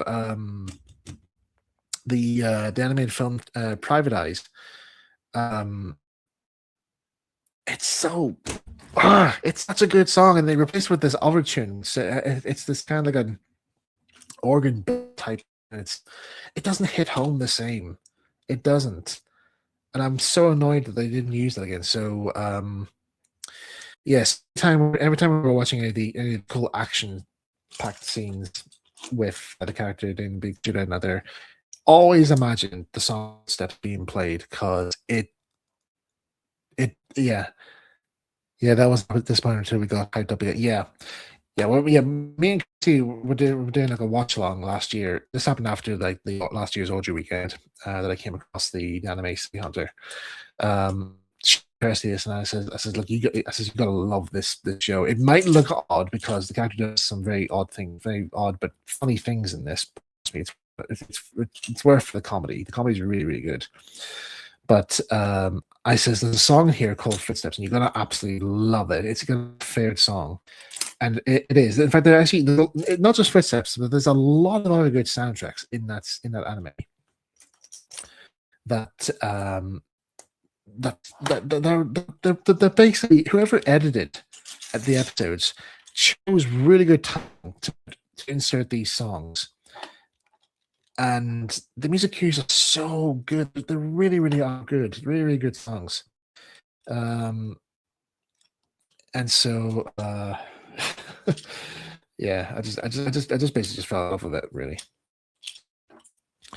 But yeah, when me and Kirsty were watching it, watching City Hunter, we obviously we kept singing Footsteps whenever it was on. And then we got annoyed when Christy says, "No, thanks to you, it's now one of my favorite anime 80s anime." Yeah. Yeah, because I basically this whole thing started off. This whole watch on thing started off when, oh god, was it 2020? I think it was 2022 or something or other. I was in a call with Kirsty and some other friends, and just had this sudden thought, a sudden enthusiasm to start watching Mysterious Cities of Gold. And do you remember? Oh yeah, do you remember the live stream coverage on that there with Kirsty? That was fun. And so I invited Kirsty to come along to this watch along. It was just me and her in a Discord call, and we were watching Mysterious Cities of Gold, and that's kind of where it all started off. And then we invited some more friends who we said, like, okay, you guys might find the show interesting, and we brought them on board, and then they too also found the anime really good as well. So, and it was then after that we started, after we did the Mysterious Cities of Gold live stream, that we met Robert, who had the voice actor of Keith. But before all that, we decided we got him to watch Mysterious Cities of Gold again. So we had another watch along of the show, and thoroughly enjoying it. Really was. So after we finished watching Mysterious Cities of Gold, we then thought, what is there? What is there any other animes we can check out? And so we have these things every time we do our Miniature Adventures Writers Workshop every week, which we still do. We still do this every week, every Friday. Every Friday night, it's Miniature night.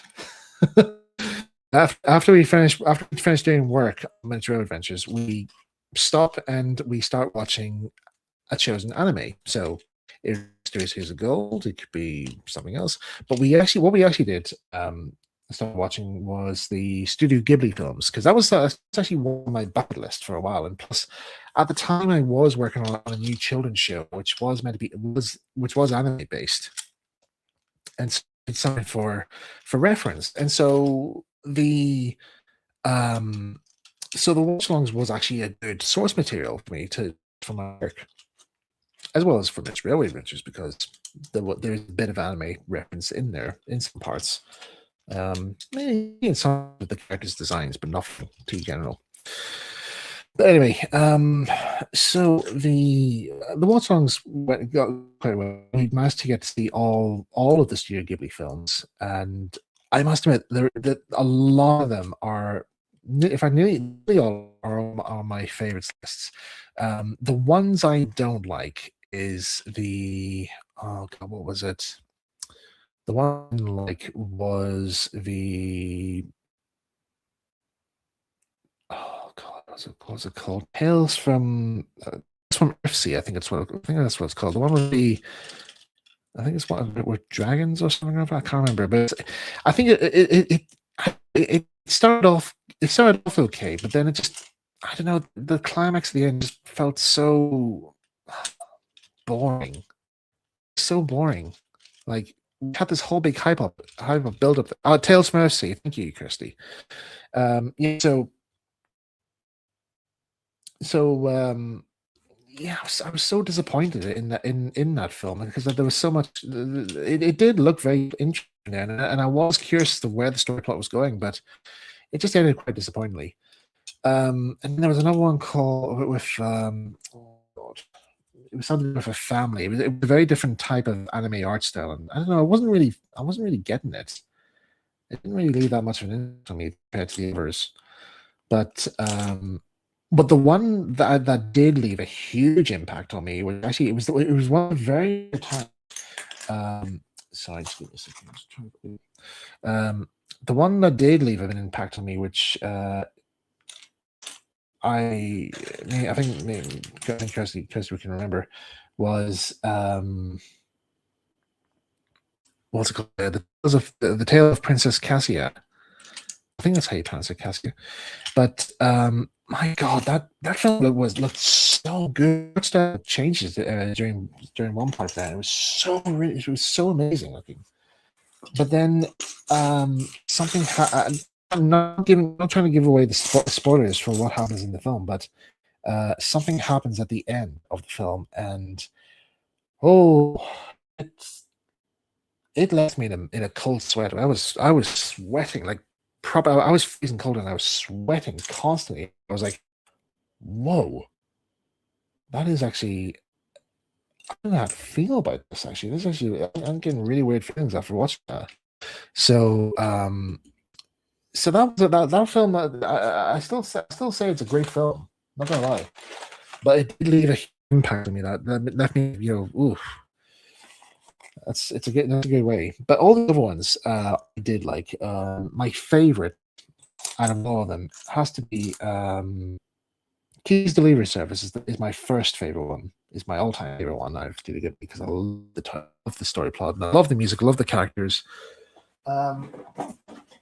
The second is Howl's Moving Castle, because that was my first Studio Ghibli film that I saw.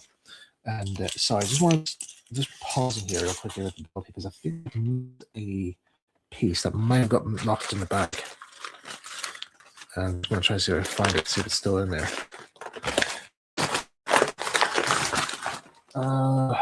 Yeah, so Kiki's Delivery Service is all time period. Howl's Moving Castle is my second favorite. And then third would have to be, oh god, Oh god, there was another one I did like. What was it? Well, it's a tie with Spirited Away and something else. There's something else in it I really did like. Oh god, what was it? What was it? Oh, it'll come to me, but yeah, Spirited Away is amongst it there. Yeah, was among the favorites.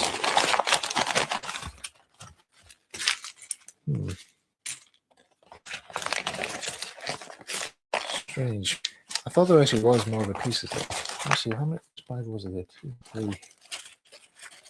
So that's number 4. That's number 3 there. So I was trying to make sure I haven't lost some of these pieces. Right, I think I might have actually come to this. Actually lost a piece. There's a piece missing from the set. Yeah. Oh dear, dear, dear. That won't do at all.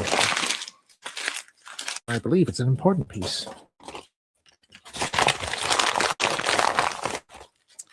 Yep, it's not here. Okay, so yeah, so I think let me just check in case it may have fallen down. It's not my shirt. Nope, not on the transfer. Let's see, does it fall anywhere else? Part of the desk? Is it under the engine? Yes, oh, it is under the engine. There we go. There it is. So I found it. Okay, panic averted. Yeah, so yeah, Spirited Away. Yeah, I'll say Spirited Away is my third favorite. They're such good films. Like, if you want to have a film that leaves you with very good feelings, Keys Delivery Service. That's one. That's one of the main ones that I would strongly say it leaves you with some positive, good vibes.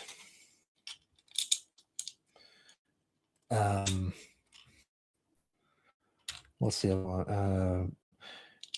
But there are other ones. Oh yes, now I remember. I remember what that one was.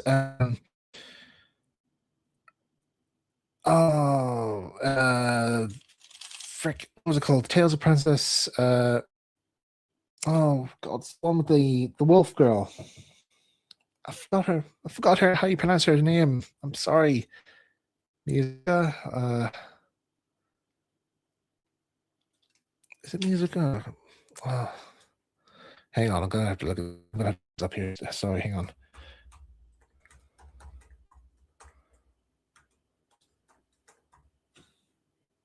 Princess Mononoke. There we go. That's the one. Princess Mononoke.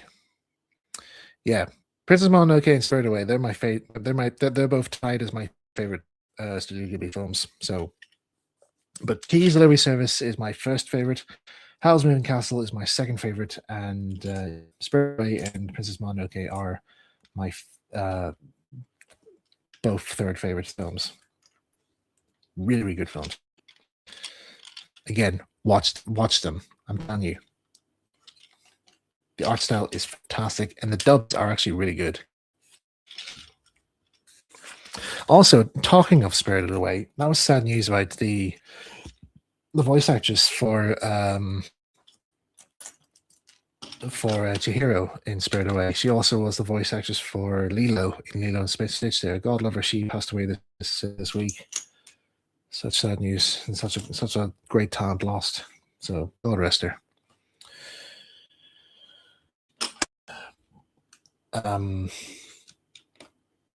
What other animes did we watch? We also watched Spy Family. Now, that was good. That was another great anime. Now, I had already seen Spy Family before me and Kirsten Roberts watched along. Also forget Christian as well. Wisebird Studios. He also is on board. He also comes along to our watch-alongs too, because he's also a fellow anime fan too. He joined us for the Series Gold watch along and also the live stream as well, because he is a great big fan of what do you call it? Suzuki Levi's music. And Sakamoto Days. Yes, Sakamoto Days. That's another good one. I found that one quite funny actually, and also who cannot forget another one that Kirsty introduced me to, which is again is another one of my favorite. Is of course he's just said Delicious in Dungeon or Dashi to other folks. Such a great series. I at first I went into it because Kirsty said to me when she introduced it to us, she says it's a bit like Mysterious as Gold. It has some of those vibes about it here, but she says I think you might enjoy it. So I started watching it, and instantly after episode one, I fell in love with the character Marcel. Marcel is one of the best characters I've seen in this series, along with Chilchuk and Sensei and Fallon doesn't appear that much, but when she's on screen, she's such good fun to watch. Such good fun. So just realized I'm not meant to have that piece on there yet, but yeah, it's such good fun to watch, and it's also Delicious in Dungeon was also the first ever time I actually bought manga. Would you believe it? I don't think you would believe it if I hadn't told you, but it's true. So yeah, it's I don't know why I don't buy manga. I think actually tell a lie. The first manga I own, newspaper clipping of the first part of Pokemon when it first came out. So that was the first time I ever owned a manga. But the second time was Delicious in Dungeon. So that was my first time having it there. And my recent addition to manga was City Hunter, the volume 1 of the omnibus of City Hunter, which is actually really interesting. Actually, I've still yet to fully read it though, because I've only just skimmed through a few pieces just to see how far into the actually, or how far did the anime make of the manga, or how much of the anime was used for the manga. Apparently, it's actually like quarter through, I think. So I need to probably sit down and read for it because the art style looks really, really good. And there's actually a few jokes that I'm surprised that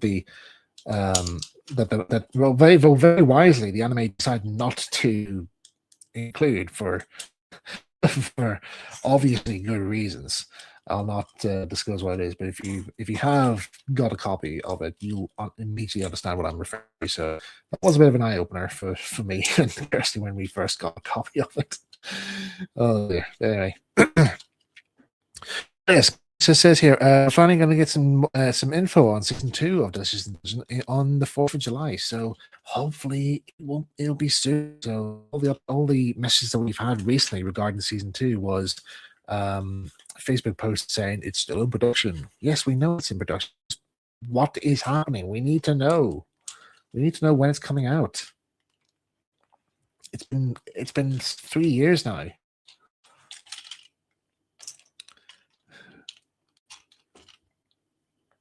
So actually we were talking about cosplaying in one of the calls. I haven't done cosplay for I haven't really gone to a convention in cosplay because sometimes I don't even know if there is going to be a convention taking place in Northern Ireland. But when they do, sometimes like not all the time, because conventions, Comic-Cons are often quite expensive. So about buying stuff, and also there has to be a good reason why I have to go there. Because the last time I went to a Comic-Con was basically to see Danny Jones from Red Dwarf, because he was going to announce if there was going to be another series, which he did. There was going to be another series, 2 seasons. So that was awful. But yeah, I think the last time I properly played was I think I was just doing I think it was cosplaying Gene Wilder's Willy Wonka from Willy Wonka and the Chocolate Factory, and I was like That was a good number back.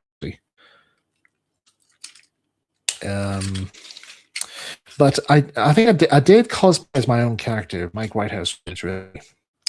Where I, at long last, after so many years saying I would do it at some point, I finally dyed my hair blue. My hair finally became blue for a brief period of time. Because well, I had work in the morning and I couldn't go into work with blue hair because, well, it would seem odd. Then again, some of the other people who worked there had different color too. You know, one person had this very like neon pink hair, but that's different. But yeah, I still have the tin of hairspray or of hair dye for such an emergency, for whenever we need Mike Whitehouse to appear on screen. So I do have an anime blue wig that I actually bought in advance just in case if I couldn't dye my blue. But my God, that wig definitely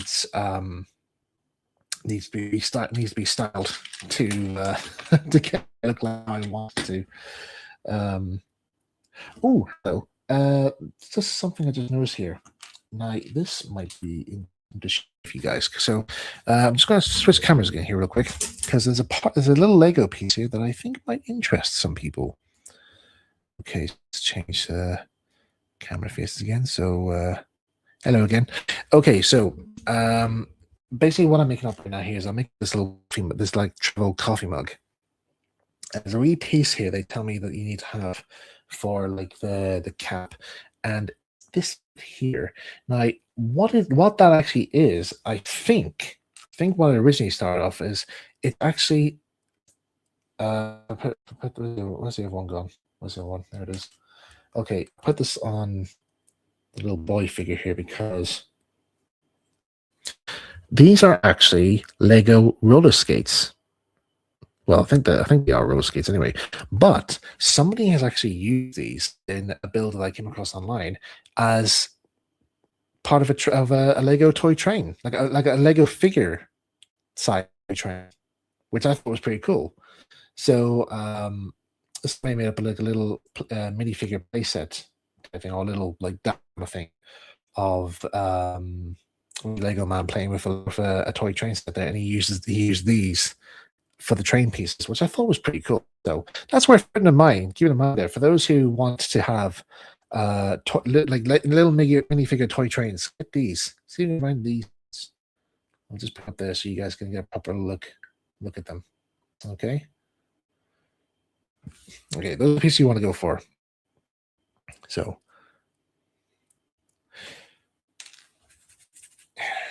for somebody who hasn't actually, not a complete expert in Lego modeling or Lego sets out there, that's going to be a bit of a helpful, I suppose, which something we used to do in Models Corner. Actually, I think I don't think it's a travel mug. I think it actually is an actual coffee mug or coffee pot. Oh well.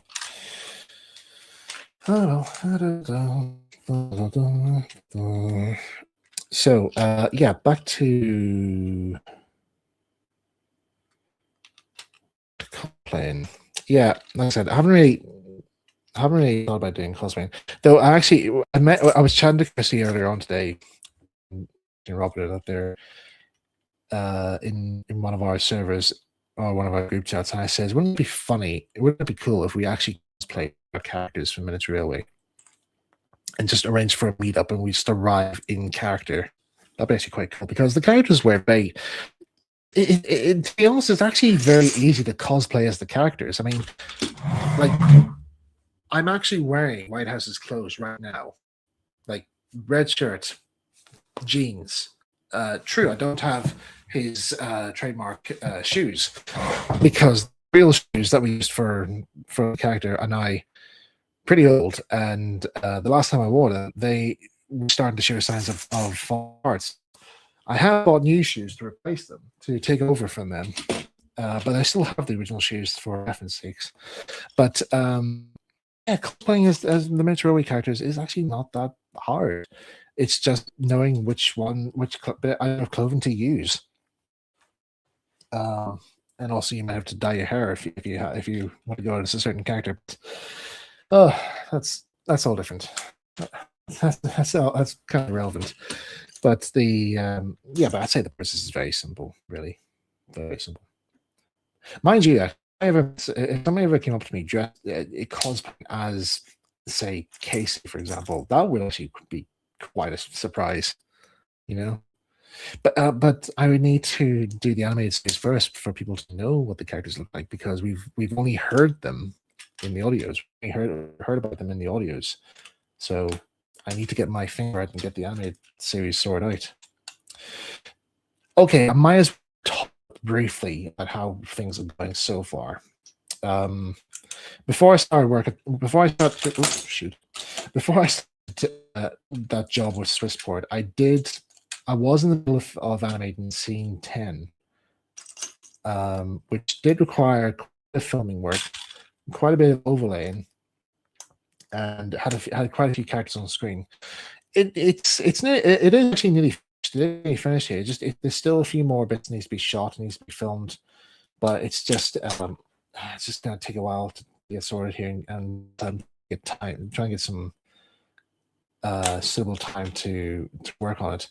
Was going to do some work on it this week, but I think right now my mindset is not quite there yet. That's another reason why. That's something else. So I just point out to you guys. You will all you know that it's taking quite a long time for my Engines film to be made. I keep saying that I am still going to do it, which I promise you I am going to do it. And you're probably people are saying, but where is it? Why haven't we seen any more progress other than little teaser trailers or small videos? The reason is it's not that I don't want to do it. It's just I have to get into a certain mindset to do it. I have to get a certain vibe to do it. And I know it's very hard to. I know it's easy for people to say, well, you know, do it now. It takes a bit more time for me to fully get an idea as to what I want to do. Do I feel like I've got the time to do it? Have I got all the stuff to do it? Because sometimes I have to gather up all the bits of materials to make this particular thing happen, or whatever it is I want to work on happen. And yeah, like I said, it's just down to like, do I have the vibes to do it? And something else come along, and it would take my interest as well. So that then push the thing further back. So that's kind of why there hasn't been many further updates regarding International Engines. And again, I don't want to come across saying like, I don't do it. I do want to do it because I really do want to see how this looks, and I do want to make a Thomas film of my own. But it's just, I need to get into the right mindset in order to do it. It's just taking a while to do. That's basically all I can say, really. It's just taking a while to get into that mindset. So that's how it is, and it's affected Miniature Railway as well. So that's also why we haven't seen much in terms of content from it, apart from little previews. But every time a new year starts, like I always try to set a goal to try and get as much as I possibly can done for each project. And so far, like with Miniature Railway, I have been making good progress animation-wise. Last year we had a number of good shots filmed. We had recording sessions with the. We had sessions like read-throughs with the cast and who are playing the characters. Sometimes I would actually walk through some of the people who are helping to make various things. So, say for example, my good friend Xavier, who does all like he's mostly known for the Thomas and Friends Trains community, making up all these different types of different engines for his videos. Now they've been a great help to me with Miniature Railway. At first, I wasn't so sure about the whole thing because it's not Thomas that did another. But when they saw what I was doing, like what I was attempting to do. They were like, okay, I want to help out with this. I want to do more with this because this looks amazing. So that's so they've been helping me with like doing 3D models of the character of the engine characters. In fact, here's something I'd like to show you. I showed this on Blue Sky a while back. This is Lady Grey's model that's going to appear in the series. So this is a 3D design that Xavier has made using reference photographs of the real Lady Grange. And a while back there, we got them into a 3D model, solid 3D print model, and this is going to be used for the animated series. By the way, if you're wondering why the window spectacles are painted green, this is actually for whenever I'm filming the model with a green screen. So whenever the case is interacting with Lady Grange, the model's going to be filmed in front of a green screen, so that it's able to interact with the character is able to like move behind the engine, and you see the character through the spectacle plates. So it's just a little easier for me when it comes to making these things. Talk about making, I'm actually trying to make this underframe. There's another bit of detail I actually quite like here from that. They actually do give you like details such as coach underframing. See that? That's quite nice. I like that. So we're actually not that far from finishing this. So not that far to go, guys. Oh, right. We're actually near like the 2.5 hours mark here. So can get the station built within 3 hours. That's gonna be a challenge. That's gonna be a challenge. That's always the challenge with Model Core. Try and get something built within 3 hours. Do you remember the gallery that I used to do? Like run out an hour into the model course. I would ask fellow modelers to send in photographs of their models that we can present during the live stream, and we put them off like a gallery type thing. That was quite fun, actually. Maybe for the next time around, we'll probably do that. We'll bring back. Okay. Right, so the axles are on. Yeah, I've already put the wheels on. Okay, so now these are the balconies.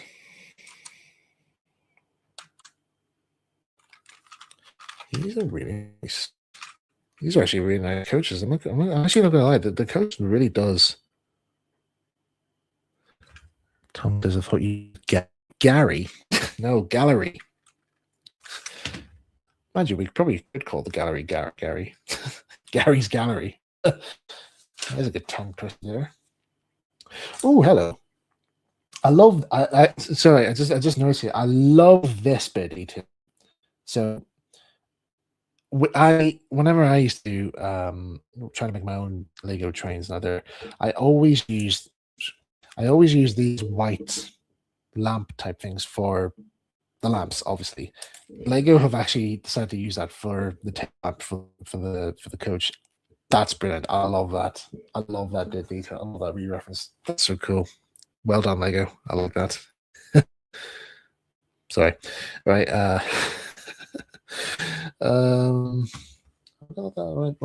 it's not the other. It could be on Everett. It could be on Eva and Michael. It doesn't really matter. But it does to me because I like to follow the instructions like that character from the Lego. Right. Okay. Right. Get you there. Get you there. Ooh.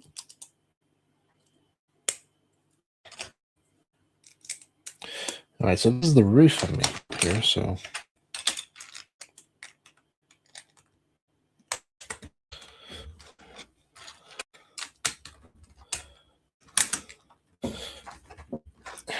very different compared to what I used to do for the old coach builds, which was I think they used the same thing for the old My Own Train series. these tile blocks. Also, this is quite cool. This is actually the lighting as well. So you have little bits here for the overhead light sections. That's quite cool. I like that.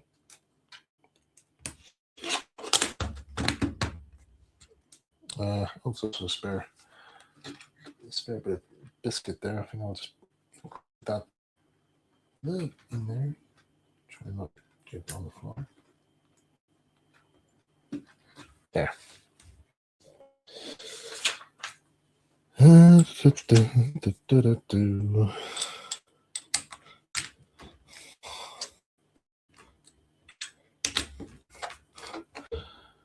Right, I think we're actually nearly finished this now. So that's good news, everyone. Good news, everyone. Mr. Michael White has nearly finished coach.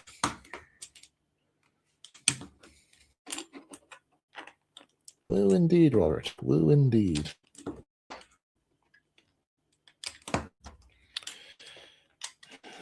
I'm surprised that we're actually nearly finishing the build here, and like people here than there was earlier, because I think like earlier on I was down to 0.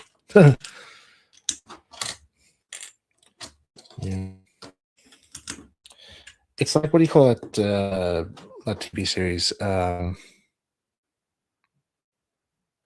Lego Masters, where they used to have race against the clock to try and get a piece of Lego thing finished.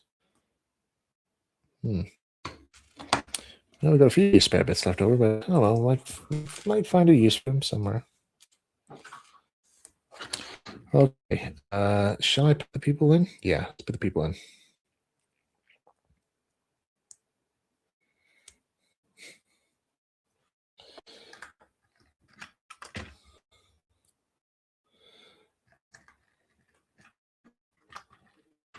Get you in your seats there. Let's have the kid still shocked, like have him looking out of the window going, oh my god,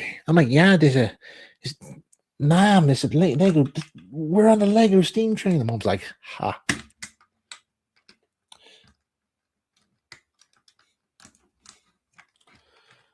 Right, he doesn't want to sit down, this boy. Sit down, you. Do as you're told. Stubborn little Lego fear. Does he actually have them? Oh, that explains it. Yeah, he doesn't actually. There's not enough room there for him to probably sit down. Oh well. Okay, I'll just have him looking at. I'll just have him looking out the window, just going, "Oh my god, this is so amazing!" Yeah, so like there he is. He's just on the train going, "Oh my god, this is amazing! I'm on a train. This is so cool." Okay, and we put the roof on. Roof on like so, and here we are. We now have a Lego coach in all its glory, with one little screaming kid and a laughing mother just on board. So, okay, let's test that onto the train. There we go. Okay, last build. Can we build this in one? Sorry, just seeing this one particular quote. I used to love this quote in the old days.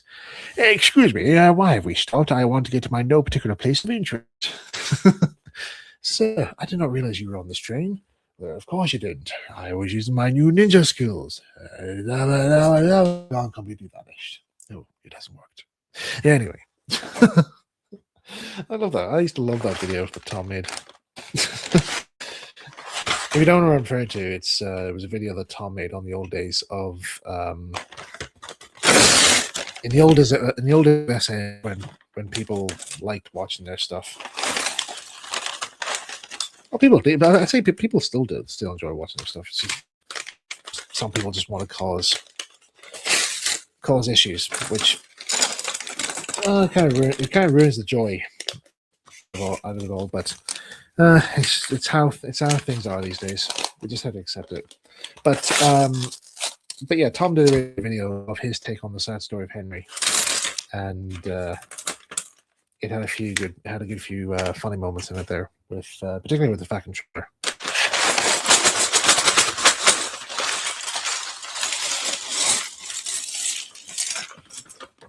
Okay. So now they decide to give us this bit. If you want to know what this bit is here, this is the bit that all Lego sets are meant to have. That he tells you, you need this here if you're having trouble removing bits of Lego. You may have seen me earlier trying to remove bits of Lego, and yeah, I don't think I really need this tool. So this can go to carpet because I do not want it. Okay, here we go. Long last the station.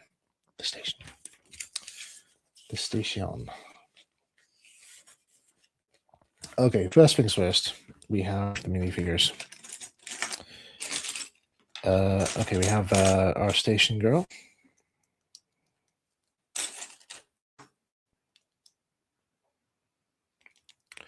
Not gonna lie, actually. Right.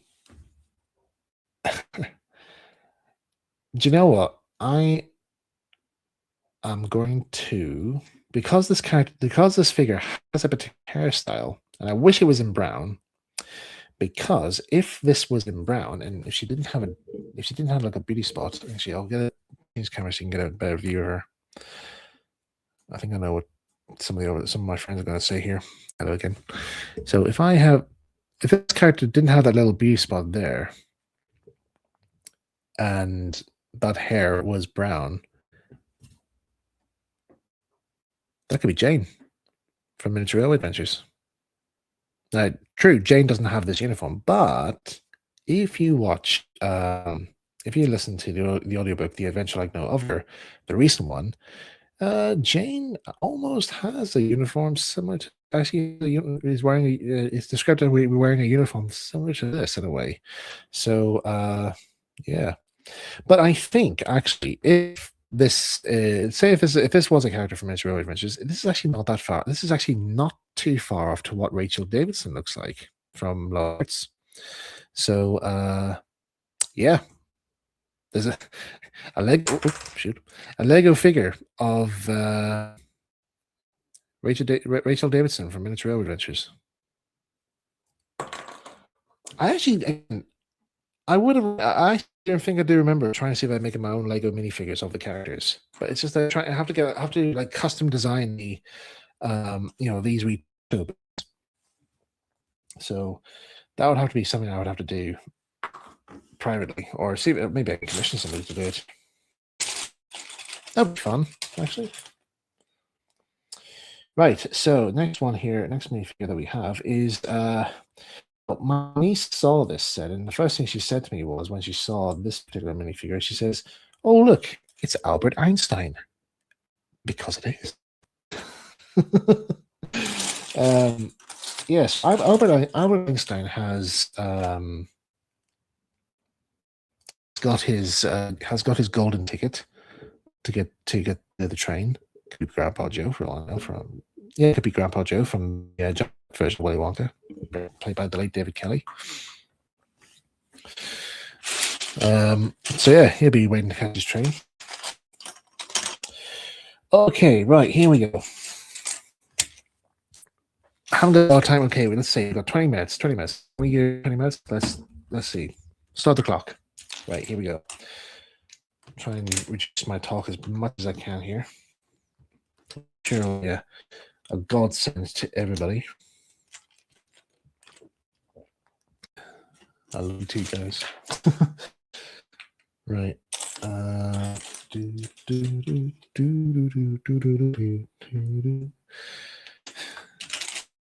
The tune from Ready Steady Cook. Is it the tomatoes or green peppers that win this round? Everybody hold up your cards.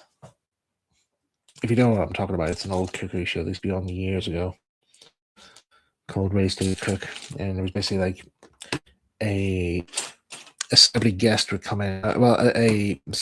People, and they would have like a guest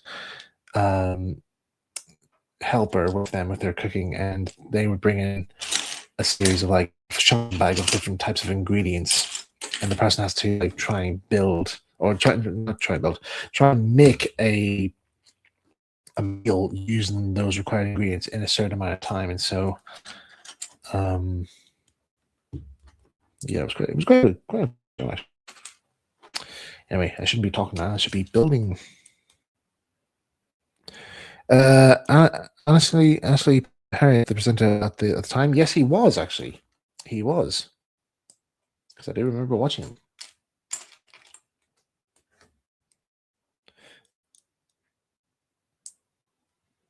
Also, I do remember seeing him on the Red Dwarf special of Can't Cook, Won't Cook, which was called Can't Smeg, Won't Smeg. And I do remember seeing the live broadcast. I do remember seeing the broadcast there, and it was such good fun. I was laughing so hard at it. Yeah. Okay, right. Right. These tracks have a sprue in them, so this is one of the rare times where we need to bring out the scalpel because of the surgery here. So the first incision I shall make here. Actually, maybe I don't need to use that then. Can I just pop it out? Because it's oh yeah, you can't pop it out. Okay. No need scalpel. Scalpel goes back in the box. We don't use knives for Lego, kids. Actually, why do they? Why have they screwed these together? It's a bit of a gimmick, really, but there you go. Must be a good reason, I suppose. Right, chuck pieces there. Right, buffers. They go in here. Actually, that's actually a good design. Actually, I quite like that. See, the magic buffers. Okay. It says to connect the track. Oh, buffers broke. Okay, now we're onto the station. So track side. Okay, here we go. Here we go. Right. Hold on, we got 50, nearly just under 20 minutes. Okay. We can do this. We can do this. You haven't got that much bits left, really. Right.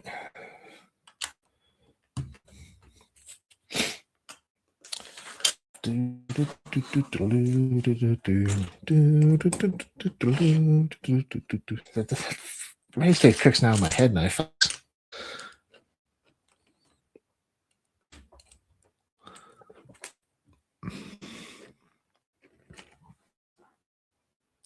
A TCG friend has asked you as a playmat. I am not kidding. Okay. I'm not going to question. I'm not going to question because yeah,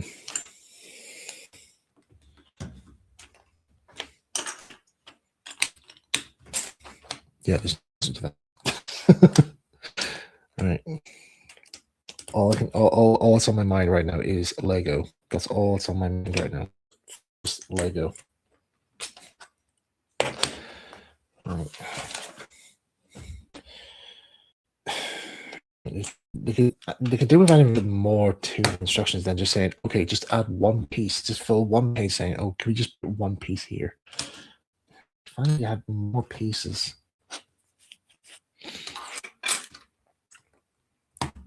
Oh. Maybe I should have put the wrong piece in the wrong place. Okay, there we go. I don't have to call gods to regurgitate that piece I threw out.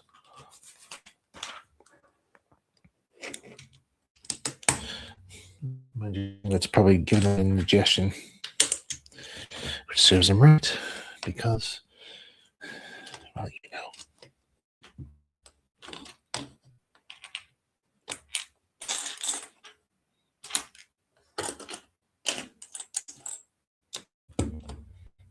Don't forget the helpline for serving or helping any unfortunate carpet gods here is still available to send donations to. Please send £2 to your local help a carpet god by going to www.helpacarpetgod.com, which doesn't actually exist, by the way, but you don't know.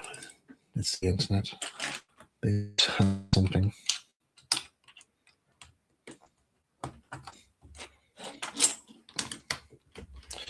Right. Actually, progress. Actually, this is actually. I'd say, we're kind of nearing the end here. This is actually quite good. We're making a very, very good pace in here. How are we looking right now? Okay, under 15 minutes. Right. Okay. Okay, we're good for this. I think we're pretty much near the halfway point. Near enough halfway point of this build. Come on, Mike. We can do this. We can do this. We can do this. Come on, cheer for me in the comments. You don't have to though, but.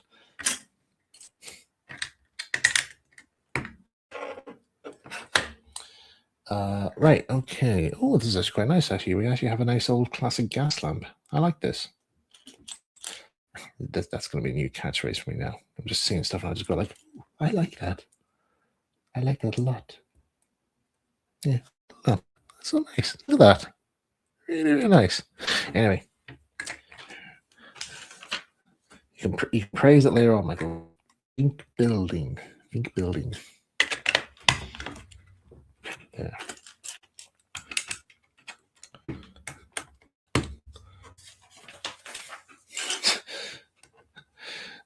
Just station, just turn pages.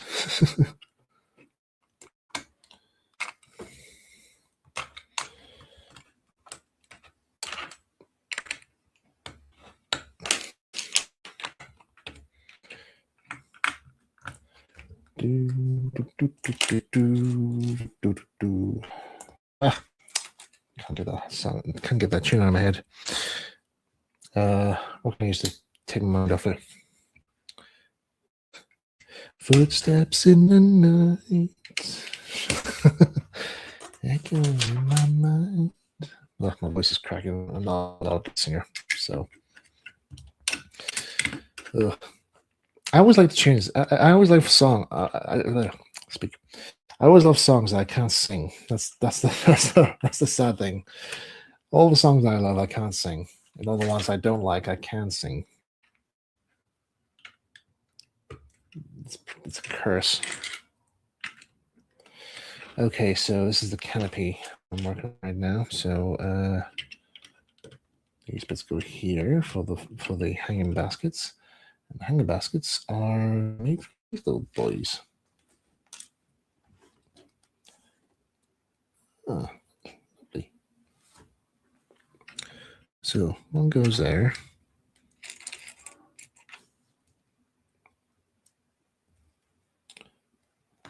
So there you go. Hanging basket.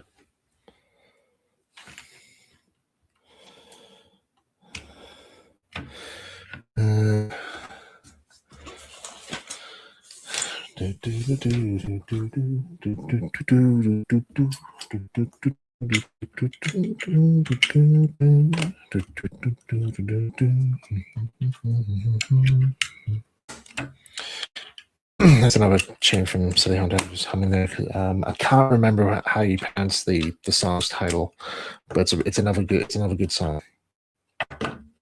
Someday I might put a playlist. I might maybe on Blue Sky I might post a playlist link of all my favorite tunes from City Hunter, because they're such nice tunes. They really are. If you're ever interested, there, please do look up the City Hunter soundtrack. Somebody made a nice playlist of them on YouTube there, and it's listening to. Some really, really good songs in there. Footsteps is in there, but the other ones. These are good ones.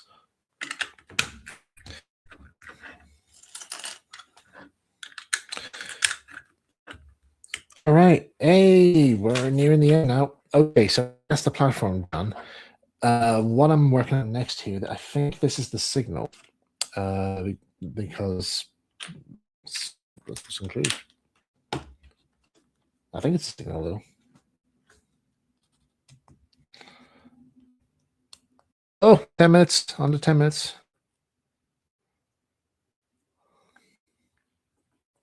Come on, we can do this. can do this. We can do this.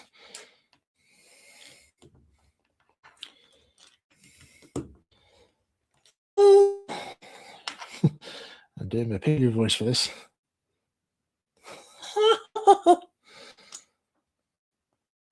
He actually did messaged Armin to see if they were looking at voice for Pingu for the news of their own. Because I have practiced doing the voice, and if you look up, if you look at some of my video on, you might see a video of me trying imitating Pingu and Panga, his baby sister. So you just hear me doing the voice. Which oh, that's pretty good. Okay, so nope. No, that's in the wrong place. No. There. Okay.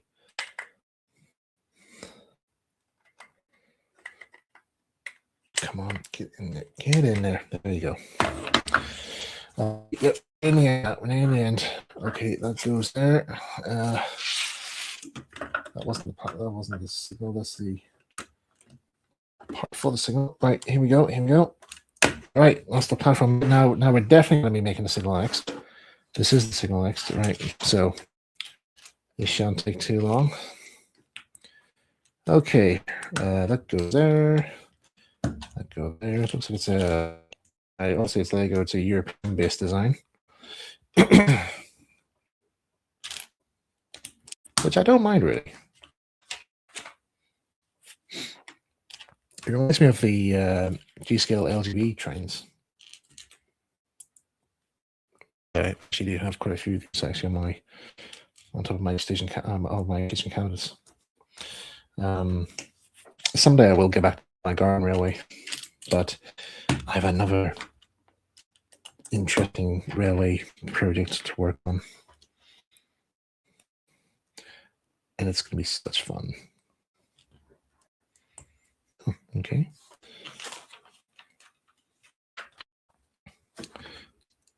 That's okay. That's oh, that is correct. Okay. And then this one.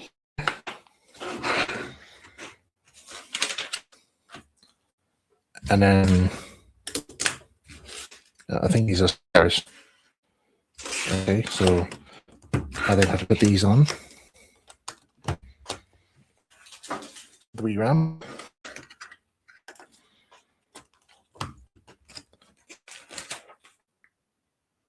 And then the last bit here is to.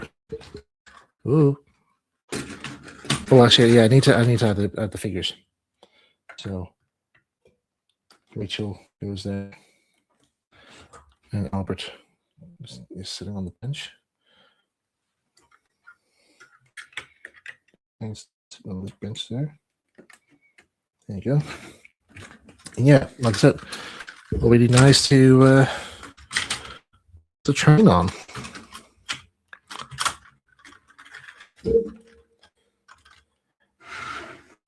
And that's it. With 5 minutes to spare. Go to the Polar Express. We made it with 5 minutes to spare.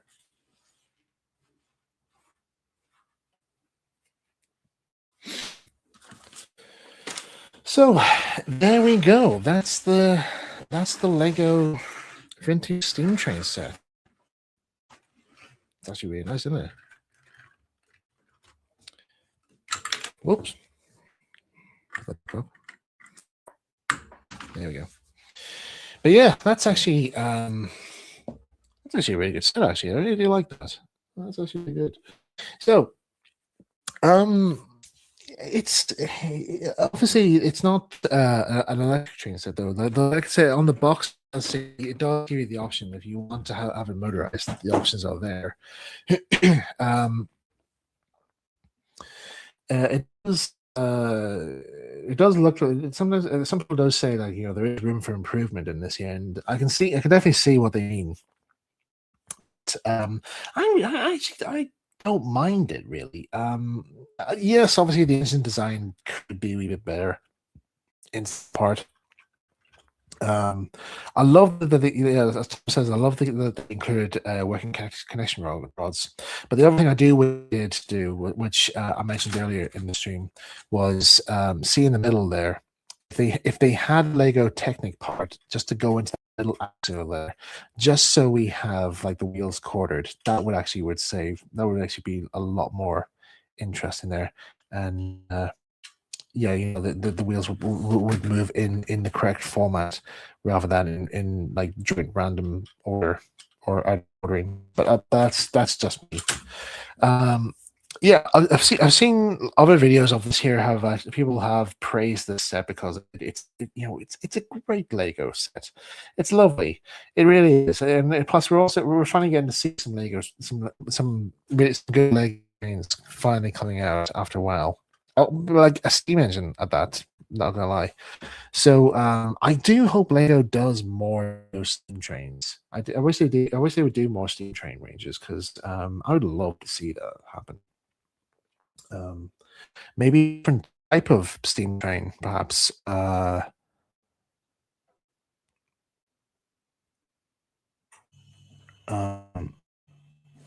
maybe like maybe a tank engine or sorts here. Like not Thomas, obviously, because they've already done Lego Thomas before. But yeah, it's like a little shooting engine or a little maybe not another diesel engine, but something more on the steam train range. Something. Can we have more steam train, please?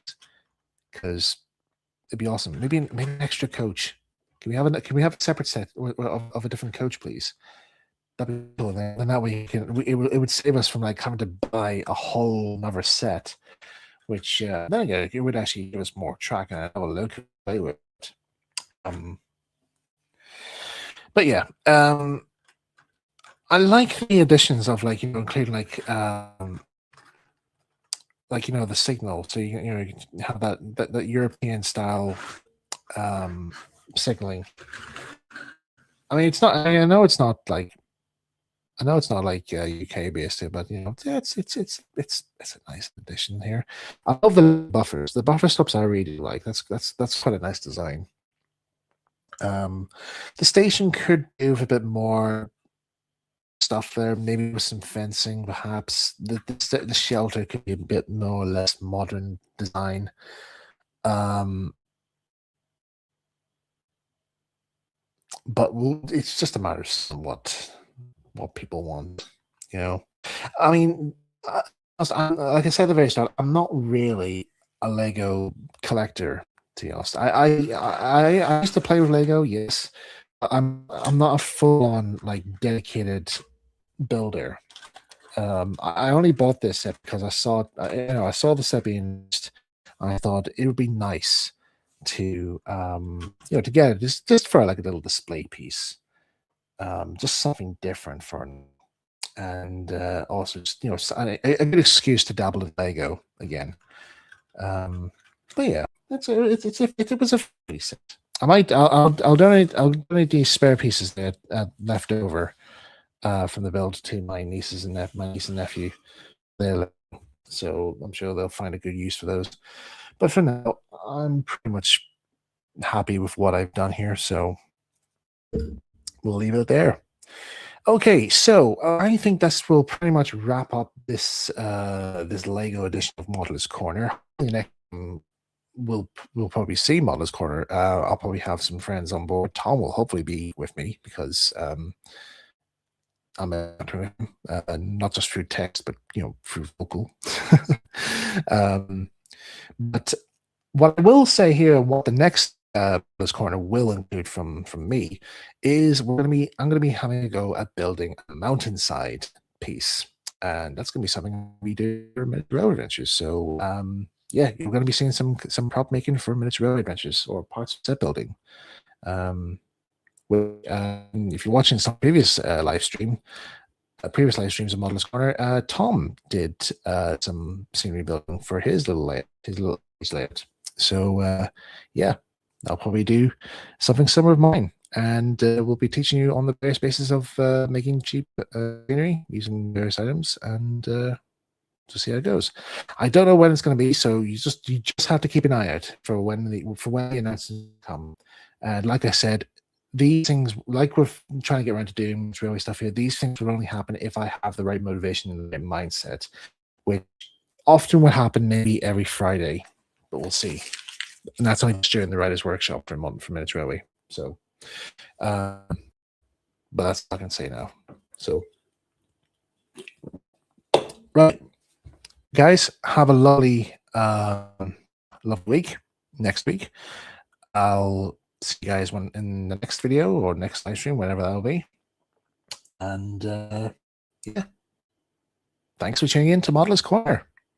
Have a good evening, guys. All the best. Take care, and goodbye.